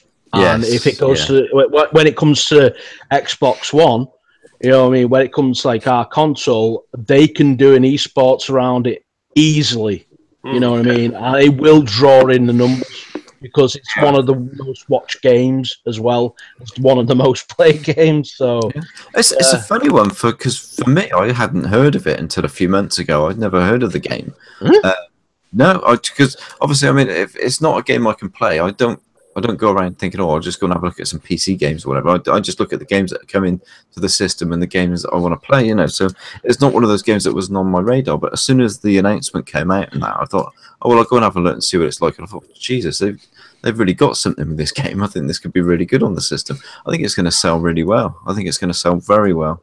I tell you this, though, as well, Micro, on the topic of it being an Xbox console exclusive, I think one thing that we really have to, consider massively, I think one of the main reasons that it is coming to the Xbox is because the Xbox is so appealing for an indie developer to bring a game. You know, they're taking a big risk, it's popular on the PC, but they must be thinking, right, let's expand our player pool, but who are we going to go with? And with the Xbox's innovation and continuous upgrading and improving all the time, listening to feedback, the preview program, which might I remind you, I said it in my video, but I'll say it again. Yoshida didn't think that PlayStation needed a preview program, the same as they didn't need EA access or backwards compatibility. And in hindsight, that choice that was made for the PlayStation community might have cost them, potentially having PUBG on their system. Because who knows, maybe in a different world where PlayStation and Xbox have a preview program, they might have acquired even if it was an early build of PUBG or whatever. But in this instance, Xbox has literally got all the tools they need to get their game on console as efficiently as possible, plus the publishing money that Microsoft is giving them. Frankly, unless something really, whatever is going to happen to make it go on any other platform, at this point, I think, the bird is eating out of Microsoft's hand at this point. I think if Phil Spencer decides in a few months' time, when the popularity's through the roof, wait a minute, we've got a good thing going here. We've got them wrapped around our finger. They're previewing their game on our system. We've given them all this money. Fuck it, let's just buy the title outright. Can I say my 2 cents? You may. Of course you can. Yeah. Do you know what? I think Microsoft should buy it, right? And they should say, listen up, Sony. You can have it, but you've got to open up titles for cross-play. That's the deal. Take it or leave it. Yeah, baby. No, that'd be class, because that game would be great for cross-play. As I said earlier, I mean, they did it with Minecraft. I mean, what other company, Microsoft is the only one I know that owns a game like Minecraft, and it's on every other console. It's on the Switch, it's coming to Switch, it's on PlayStation. Microsoft know how to do these things, and I can see, it's, what Andy's saying isn't, it's possible. They should do it. They need an incentive to do it now, and I think this is the game to do it. I really do. Okay. People is, yeah, you go, Sherman. While I agree that would be an awesome idea, we're talking about Sony here. So, yeah. I mean, at the end of the day, do you really think that they would go for it? I kind of see Sony just out of pride, a false sense of pride. I see them just going like, oh, well, behind closed doors, they'll be like, yeah, we really should do it. But then they're like, what about our image? And then they'd come back and say, well, thanks, but no thanks, and then toss them out of their office. I just kind of see it going that way. Do you know what? I mean, I can sort of agree with them. I mean, this is a company that refused EA access, for Christ's sake. So, I can agree with you, Sherman. I think you're right. I mean, yesterday, E-Rock didn't have Battlefield 1. So I gave him a free month of EA access for free. Yeah. And $4.99, I gave him access to like a £40 or £50 game for $4.99 for him to play for 1 month. Yeah, it's ridiculous, isn't it? I mean, EA Access is worth every penny. The fact that Sony turned that service down is that's just greed because they just wanted to push it. It's not for the players, is it? No, it's for the players. We don't. Sony doesn't want you to have a preview program or an early access program or EA Access or backwards compatibility because that's just too much convenience for the community that supports them, mate. They're for the payers, not for the players. Come on, Micro, you weren't born yesterday, mate. Come on. I know. I wish I was. For me, that like in hindsight, the decisions that Sony make, which is very anti-consumer, could have hindered the possibility of PUBG being on the PlayStation, like this around the same time as Xbox, because they've denied a preview program as well as other things, and now it's come round to haunt them really, because I mean, there's no denying that. Like, I don't know for certain. Maybe there was no plan ever to bring it over to PlayStation, but with that said, the fact that they are bringing it over to Xbox because of its solid internet infrastructure, the servers, and the preview program being a key factor, do you guys think that Sony not having this feature could have hindered, or do you think that they weren't thinking of it anyway? I think it's a possibility of both. I think it could easily go either way. Both scenarios, I don't know. None of us were actually in the decision-making room, so it's all speculation. But I see it could be either or, to be truthful. No, that's fair. I reckon it is 50-50. Although with the publishing and all that stuff in Microsoft's favor, I do think they've got a solid hand that they've been dealt, and I think if they use it correctly, they'll win. They'll win the whole fucking pot. See that? Without it. Yeah, but you know what? And I said this on the last show. I really believe that because Sony threw the electronics arts officials out of their offices when they came at them with EA Access, and then Microsoft turned around like, "Hey, you know what? We'll do it with you." I really believe that Electronic Arts is going to be like an elephant with an extremely long memory. And as a result, when it comes to, part of the subject matter that people have been talking about, Xbox One parity with PS4 Pro, blah, blah, blah. No. I really believe that Electronic Arts is going to, all because of Microsoft saying, yeah, we'll do EA Access. I think that when it comes to patching the games that Electronic Arts has, I think that they're going to go out of their way to make sure, as payback, as a way of saying thank you to Microsoft for going with EA Access, whereas Sony turned them down.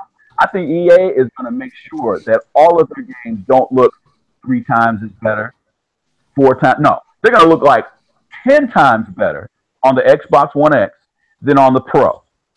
And for the simple fact that, you know what? You throw a bone our way, we're going to throw 10 bones your way. That sounded a bit dirty, I'm not going to lie. I'm going to throw 10 bones your way. Well, you know what? Actually, the whole semi-rated X theme has been kind of floating around this show all day, so I had to do my part. Sherman, what you just said, though, is absolutely solid points made. I'm inclined to agree with you completely.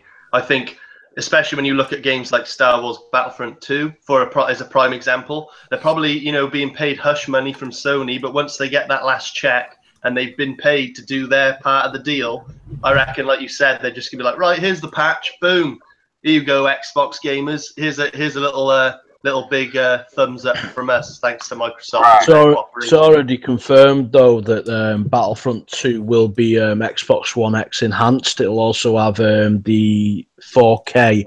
I believe it's going to be checkerboarded, though, to keep the solid 60 frames per second. So that one has already been confirmed. Yeah. So, but that's with EA, because, at the end of the day, look at what else got announced on our stage. Anthem. Need to say more. One of probably the best looking games I've ever seen. in my life. You know what I mean? Like, as soon as they dropped that, I was like, whoa. It's been an absolute pleasure, and thank you very much, Micro, for letting me drop in. I know it was short and sweet, but I got to get to bed because I got. No, it's okay, mate. It's glad to have you. We're going to be finishing shortly anyway, but no, it's great for you to join us, mate. Thank you very much. Oh, mate, I would have joined you earlier, but like I said, I've been out all bloody day with the boy running around ragged. I'm knackered.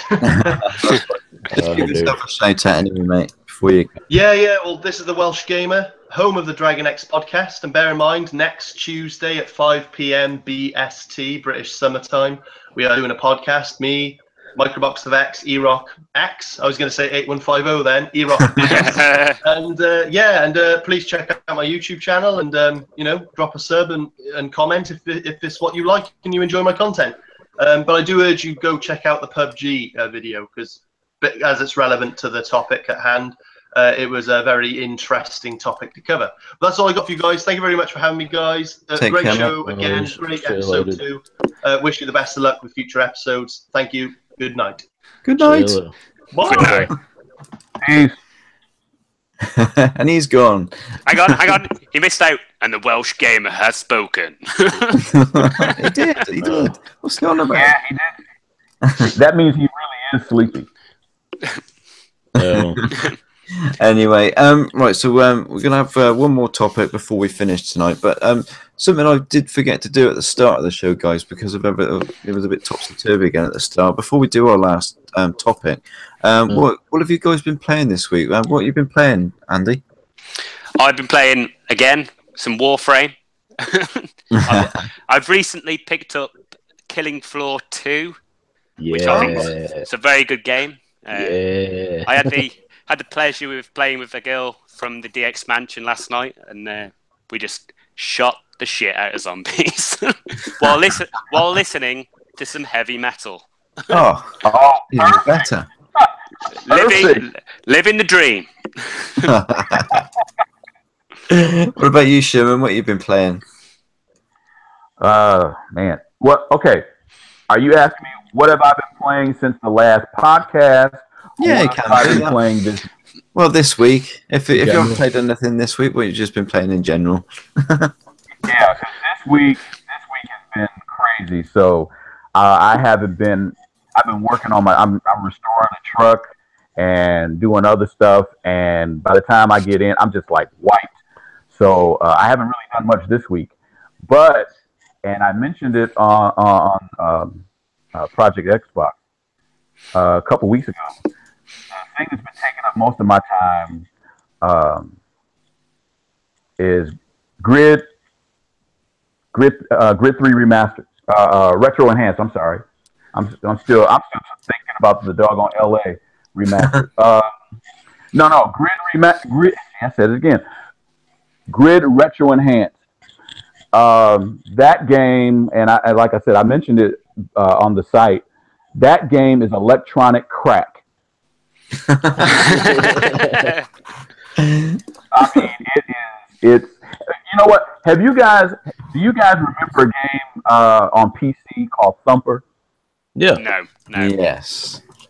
Yeah. Okay. The game sounds familiar. Yes. Okay. You remember? Okay, Chris. Did you say was that you? Did you say you remember Thumper? I do remember Thumper. Yeah. Okay. Now you remember how crazy that game was? It was mad. I had to drink a lot whilst I was playing that game. Yeah. Okay, so take Thumper and then like totally put it on steroids. Oh my god. And no, seriously, and that's Grid Retro Enhanced. Thumper, the difference between Retro Enhanced and Thumper. Retro Enhanced, remember your ship was stuck to a track. Remember? Yeah. Remember that?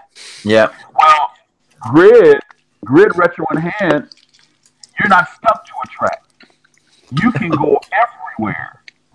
So now imagine the intensity of Thumper with stuff coming at you on the track, and then remove the ship off the track, and you got full 360-degree movement on the screen, and stuff coming at you from all 360 degrees. I mean, it's plus the soundtrack blows. The soundtrack just blows Thumper's soundtrack away. I didn't mean to do like a comparison thing between the two, but that's just like the only thing that comes to mind. So for Dale and Andy, check out Thumper, and then go check out Grid Retro Enhanced. I mean, Grid Retro Enhanced, seriously, I was thinking about this last night. It's actually, right now, I'm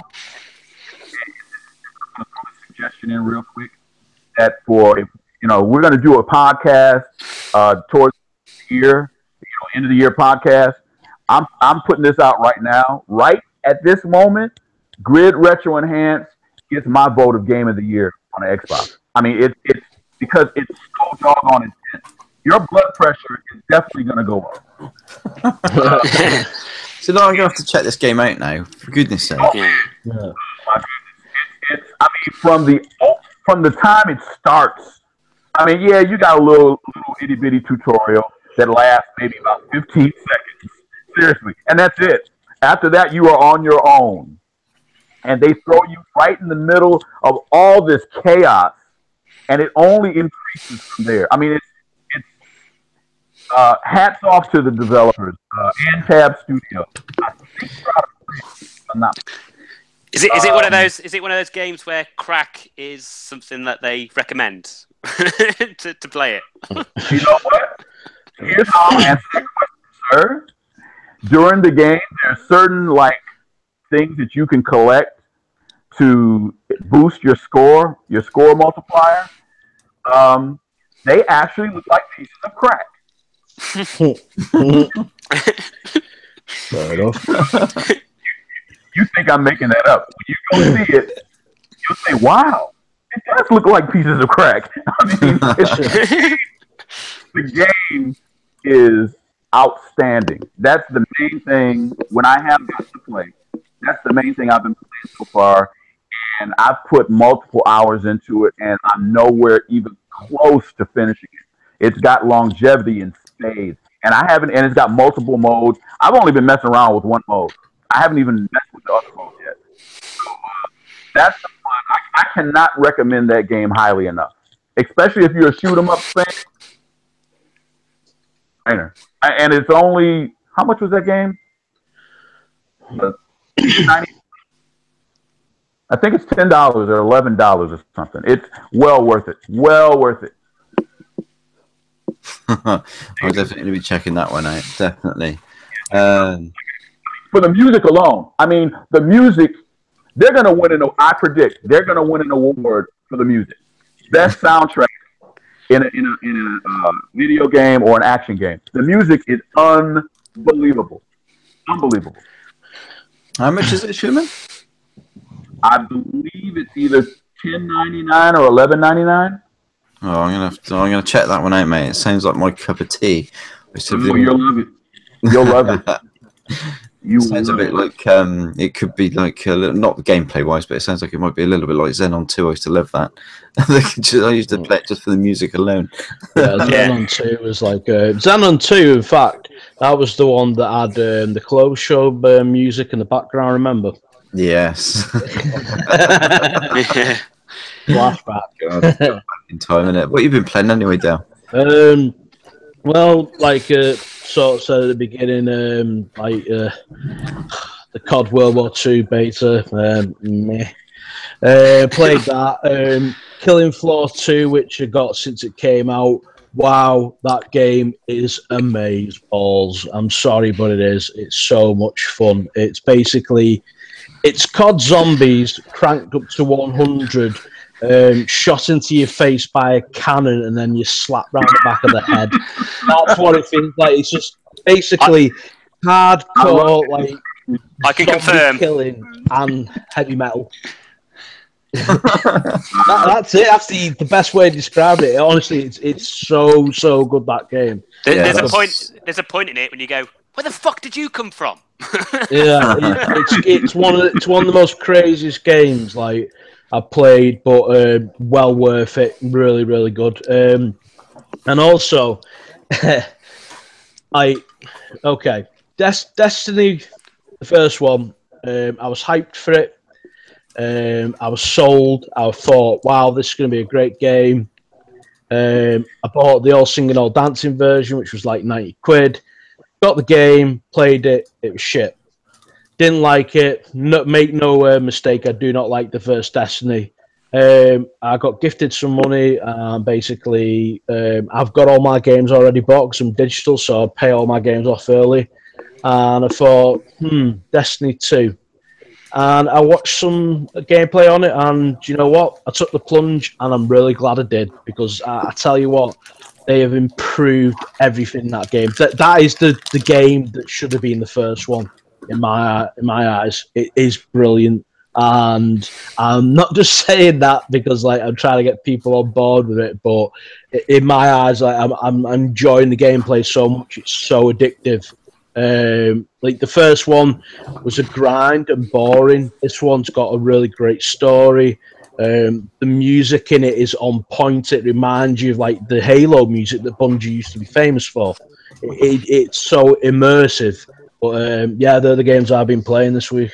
So and that just so Dale, let me ask you this real quick, because you sound a lot like me in regards to the first one, because I hated the first one. Yeah, I thought it was just a hype piece of insert phrase here.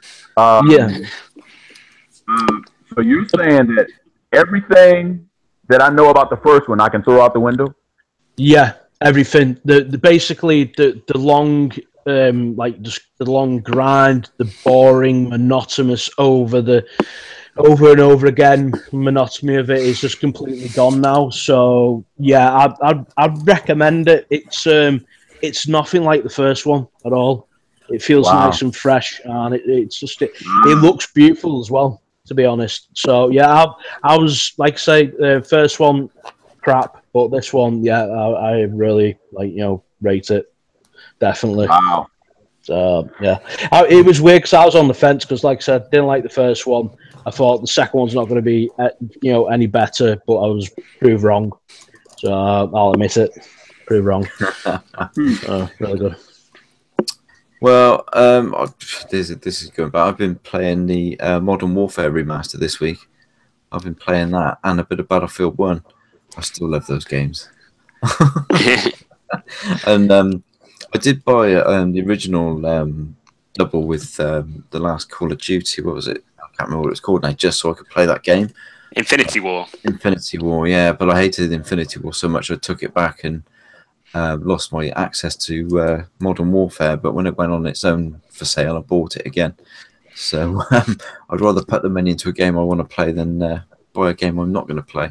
It's just going to sit on the shelf. So I've been playing that a lot. But Battlefield 1 as well. I still love that game. It's so good. Really, really good.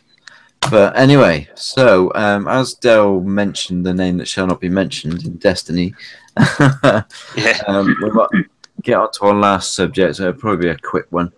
The Xbox One S, obviously, Destiny 2 is got exclusive marketing rights for Sony. But a certain individual called Major Nelson had a drop mic moment the other day when he announced a Destiny 2 Xbox One S box. Well, it's more of a bundle, wasn't it? A bundle, yes. A nice boxed bundle. And he dropped the mic as he announced it and walked off. Yeah. I thought it was great when he did that. It was brilliant. A fair play to him. And I think it's, the fact that Sony have got these marketing deals still didn't stop Microsoft from being able to do this, which I thought was brilliant. And they wouldn't be able to do it because it's all it's doing is we'll give you this game for free. You buy the bundle, we'll give you this game for free. Yeah, we've bought the game from the supplier and we've bundled in it. Yeah. Do you remember when they did that Star Wars Battlefront 2 bundle and the console doesn't look any different? Yeah. You just get a nice box. Right. Yeah, I remember that. Oh dear. So I mean, I don't know if all you guys have seen that. I mean, what did you think of that, Dev? Did you think that was a classic gaming moment that's going to be remembered? Well, the one with the to do with Destiny, like the thingy, the bundle. The bundle, yeah. Yeah, I think that was really clever marketing. That because at the end of the day, you can't, advertise it, but they can sure as well sell it. So you know what I mean? Yeah, I thought that was a real good marketing technique, and that's gonna help. But considering now, you just have to look at the actual price and what you're getting as well. That's a really good deal. That very good deal. Very good. Yeah, it was definitely a smart move. I've got an image in my head of Aaron Greenberg rubbing his hands together on that one, to be honest, because he's clever with some of the stuff he does. So yeah, I think he thought of that one. Definitely, Microsoft must have been laughing their asses off with that one, and that's why they said, "How can we really rub this in?" Oh, we'll just get Major Nelson on with the mic and let him drop it. Yeah. I think it's cool sometimes, though, isn't he?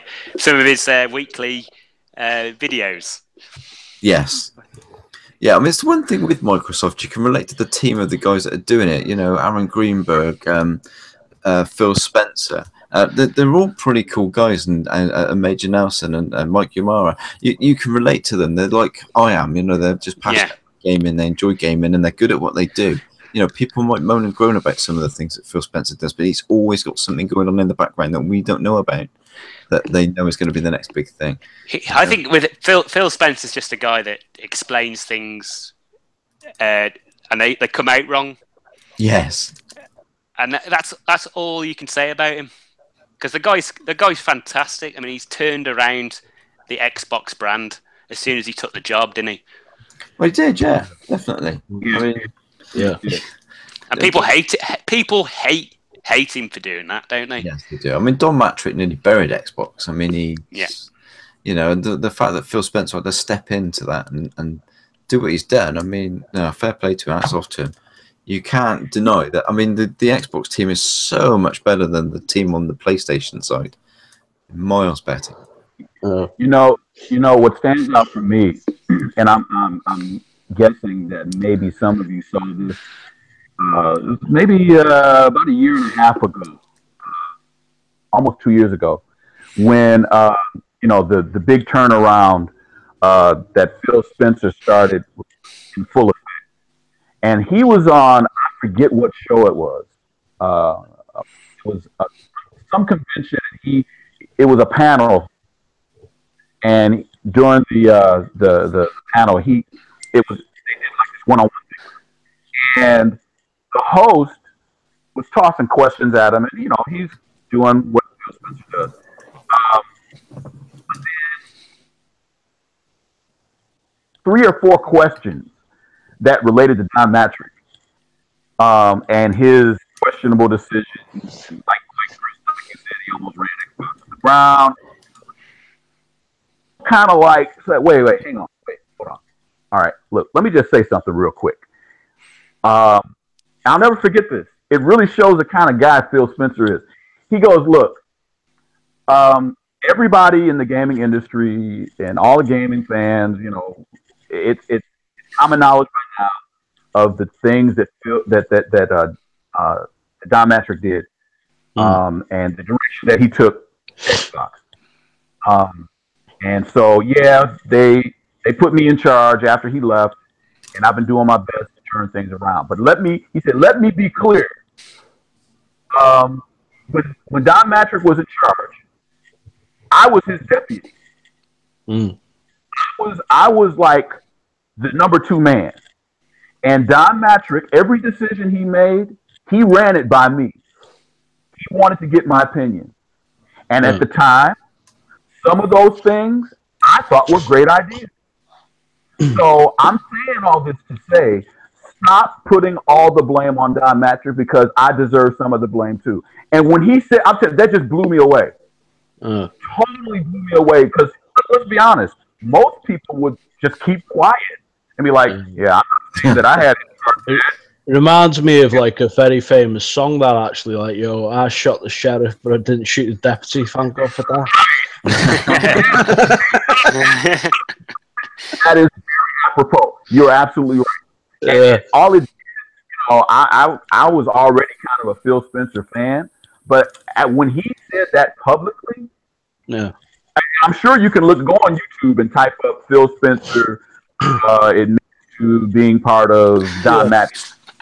Well, I mean, at the end of the day, he's shown character there by actually owning it.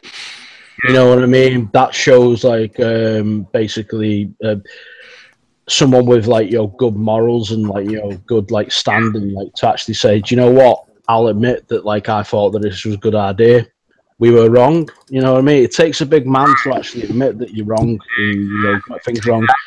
So yeah. But the thing is, the thing that he did wrong, it's still incorporated into the Xbox One S and the X with the TV feature. Yeah. And people are using it. TV.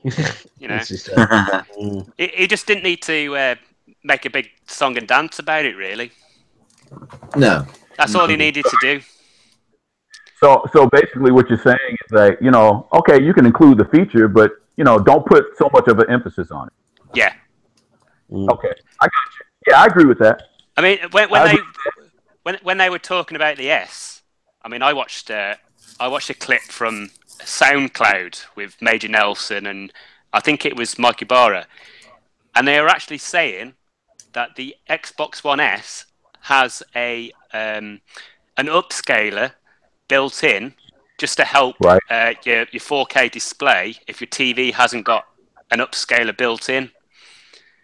And they didn't talk that up in any of the features, right? So and then everyone was going, "Oh, that's bullshit, that is." And then they started making YouTube videos where they would run a PlayStation 4 through the Xbox One S, right, and get it upscaled to run on a 4K display. And it's like, yeah, drop the mic moment again. right. I saw that. Yeah, that was kind of funny. Yeah, I mean, they didn't even emphasize the fact that the S had a fast, a better GPU into the system, because they didn't really need to, did they? No. Yeah. They just focused on, it's just a smaller machine, it'll do HDR, and it has a 4K Blu-ray player. Yeah. That's what they wanted. My mate told me about it, and I said, "You're joking, really?" And I was like, "Yes." I don't know. It's all good stuff. We're on the right team. Yeah. Anyway, basically, it isn't like a sprint; it's a marathon. No, yeah, exactly. And we've got new training shoes coming. So nicely done. Yeah. Training shoes more like rocket boosters. Rocket boosters. You've got a jetpack on the way. But going back to Cliffy B, we're using the metaphor correctly. Yeah, exactly. Jesus. Anyway, gentlemen, I think that's all we've got time for tonight. We've been going a couple of hours, so I think we've done really well. Thanks to everybody for listening and commenting in the comment section. We do appreciate it. At the end of the day, this is a community podcast. All of the guys here are from groups and forums and things like that. That's how they've all been pulled together, and I think we get on quite well, actually, as a team. I got told I was found in a bush, actually. That would not surprise me. I'm not surprised either. Hey, you look like you live in a bush with that beard, you hobo. always picking on me, isn't it? It's because I'm the youngest. It's because I'm the youngest. Oh, here we go. Yeah, show some respect to the older gamers. Yeah, age things coming up again. But anyway, it's been a great show. Glad we finally got it out, and it took a while, but we're finally there.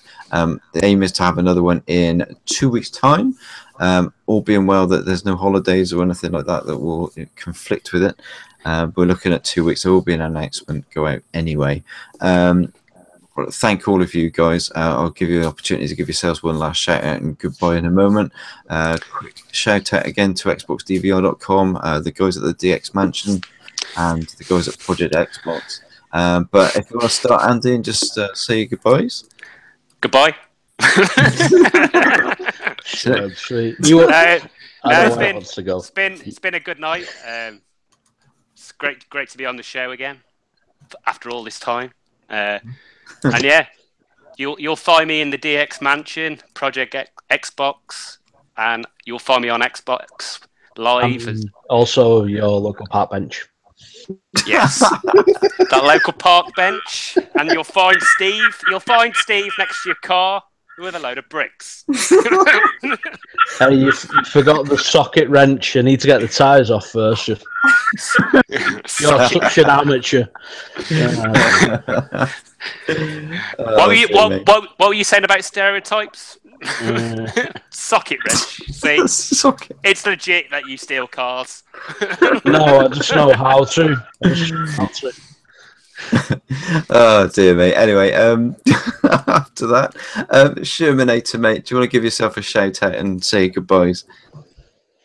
Unless I haven't been paying attention, that's the first time today that you called me the Sherminator. It is, yeah. I like the name as well. Oh, you did it in the intro? Did you do it? Well, you know what? We'll find out. Yeah. So just want to give shouts out to everybody, Project Xbox, DX Mansion, of course. Also, everybody at Roscoe's Video Arcade. And you can find me on Xbox Live. My gamer tag is TechnoFunk. That's a GK at the end, not just a K. And once again, Dale, you asked earlier. I never did get to answer your question, but everybody who's dealing from the aftermath of Hurricane Harvey, and to everybody that's scrambling, trying their best to get out of Florida because of Hurricane Irma.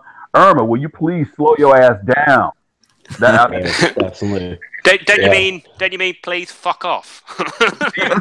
No, I mean, it's a very serious situations going on like that. Us guys, like from over the pond, we do our heart goes out to what you guys are going through.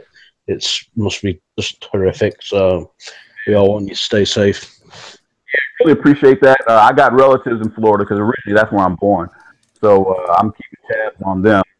But really appreciate everybody's thoughts and prayers, and hopefully it won't be as bad as they say. So again, shout out to everybody there, and looking forward to the next podcast. Definitely. No, I really appreciate the fact that you guys all take the time to come on, and I appreciate it, and I hope you enjoy it as well as I enjoyed doing it. So I hope you all enjoy it as well. But yeah, so there you go. Hello. Goodbye. Oh, damn! He noticed. Sorry, Andy. Just to add on to that part about obviously a terrible situation over there in Florida. Irma, if you're listening, Donald Trump's beach house. That's okay.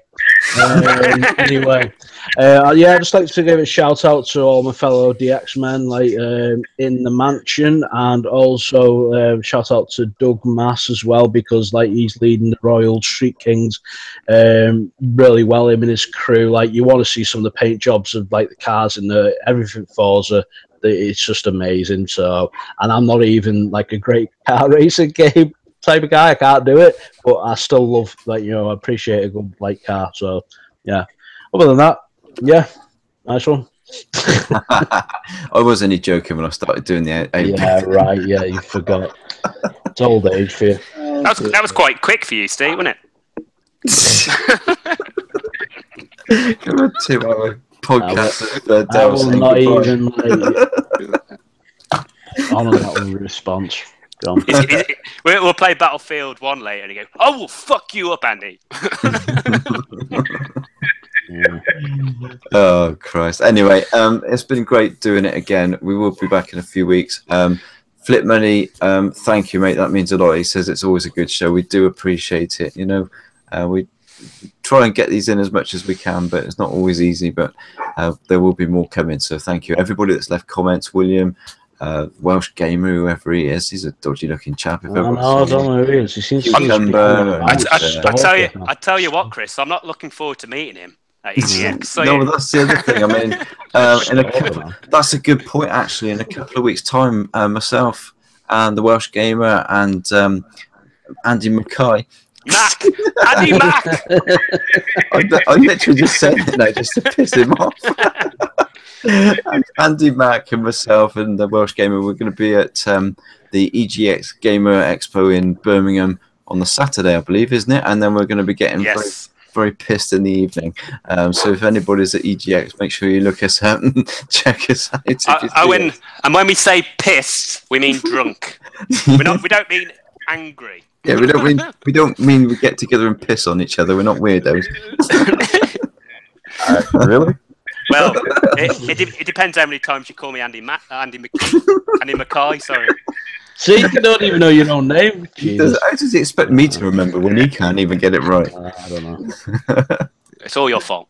I always get the blame. Anyway, it's been awesome. Thank you very much for watching. And this is the MicroBox of X. MicroBox of X has been talking. Thank you, Steve.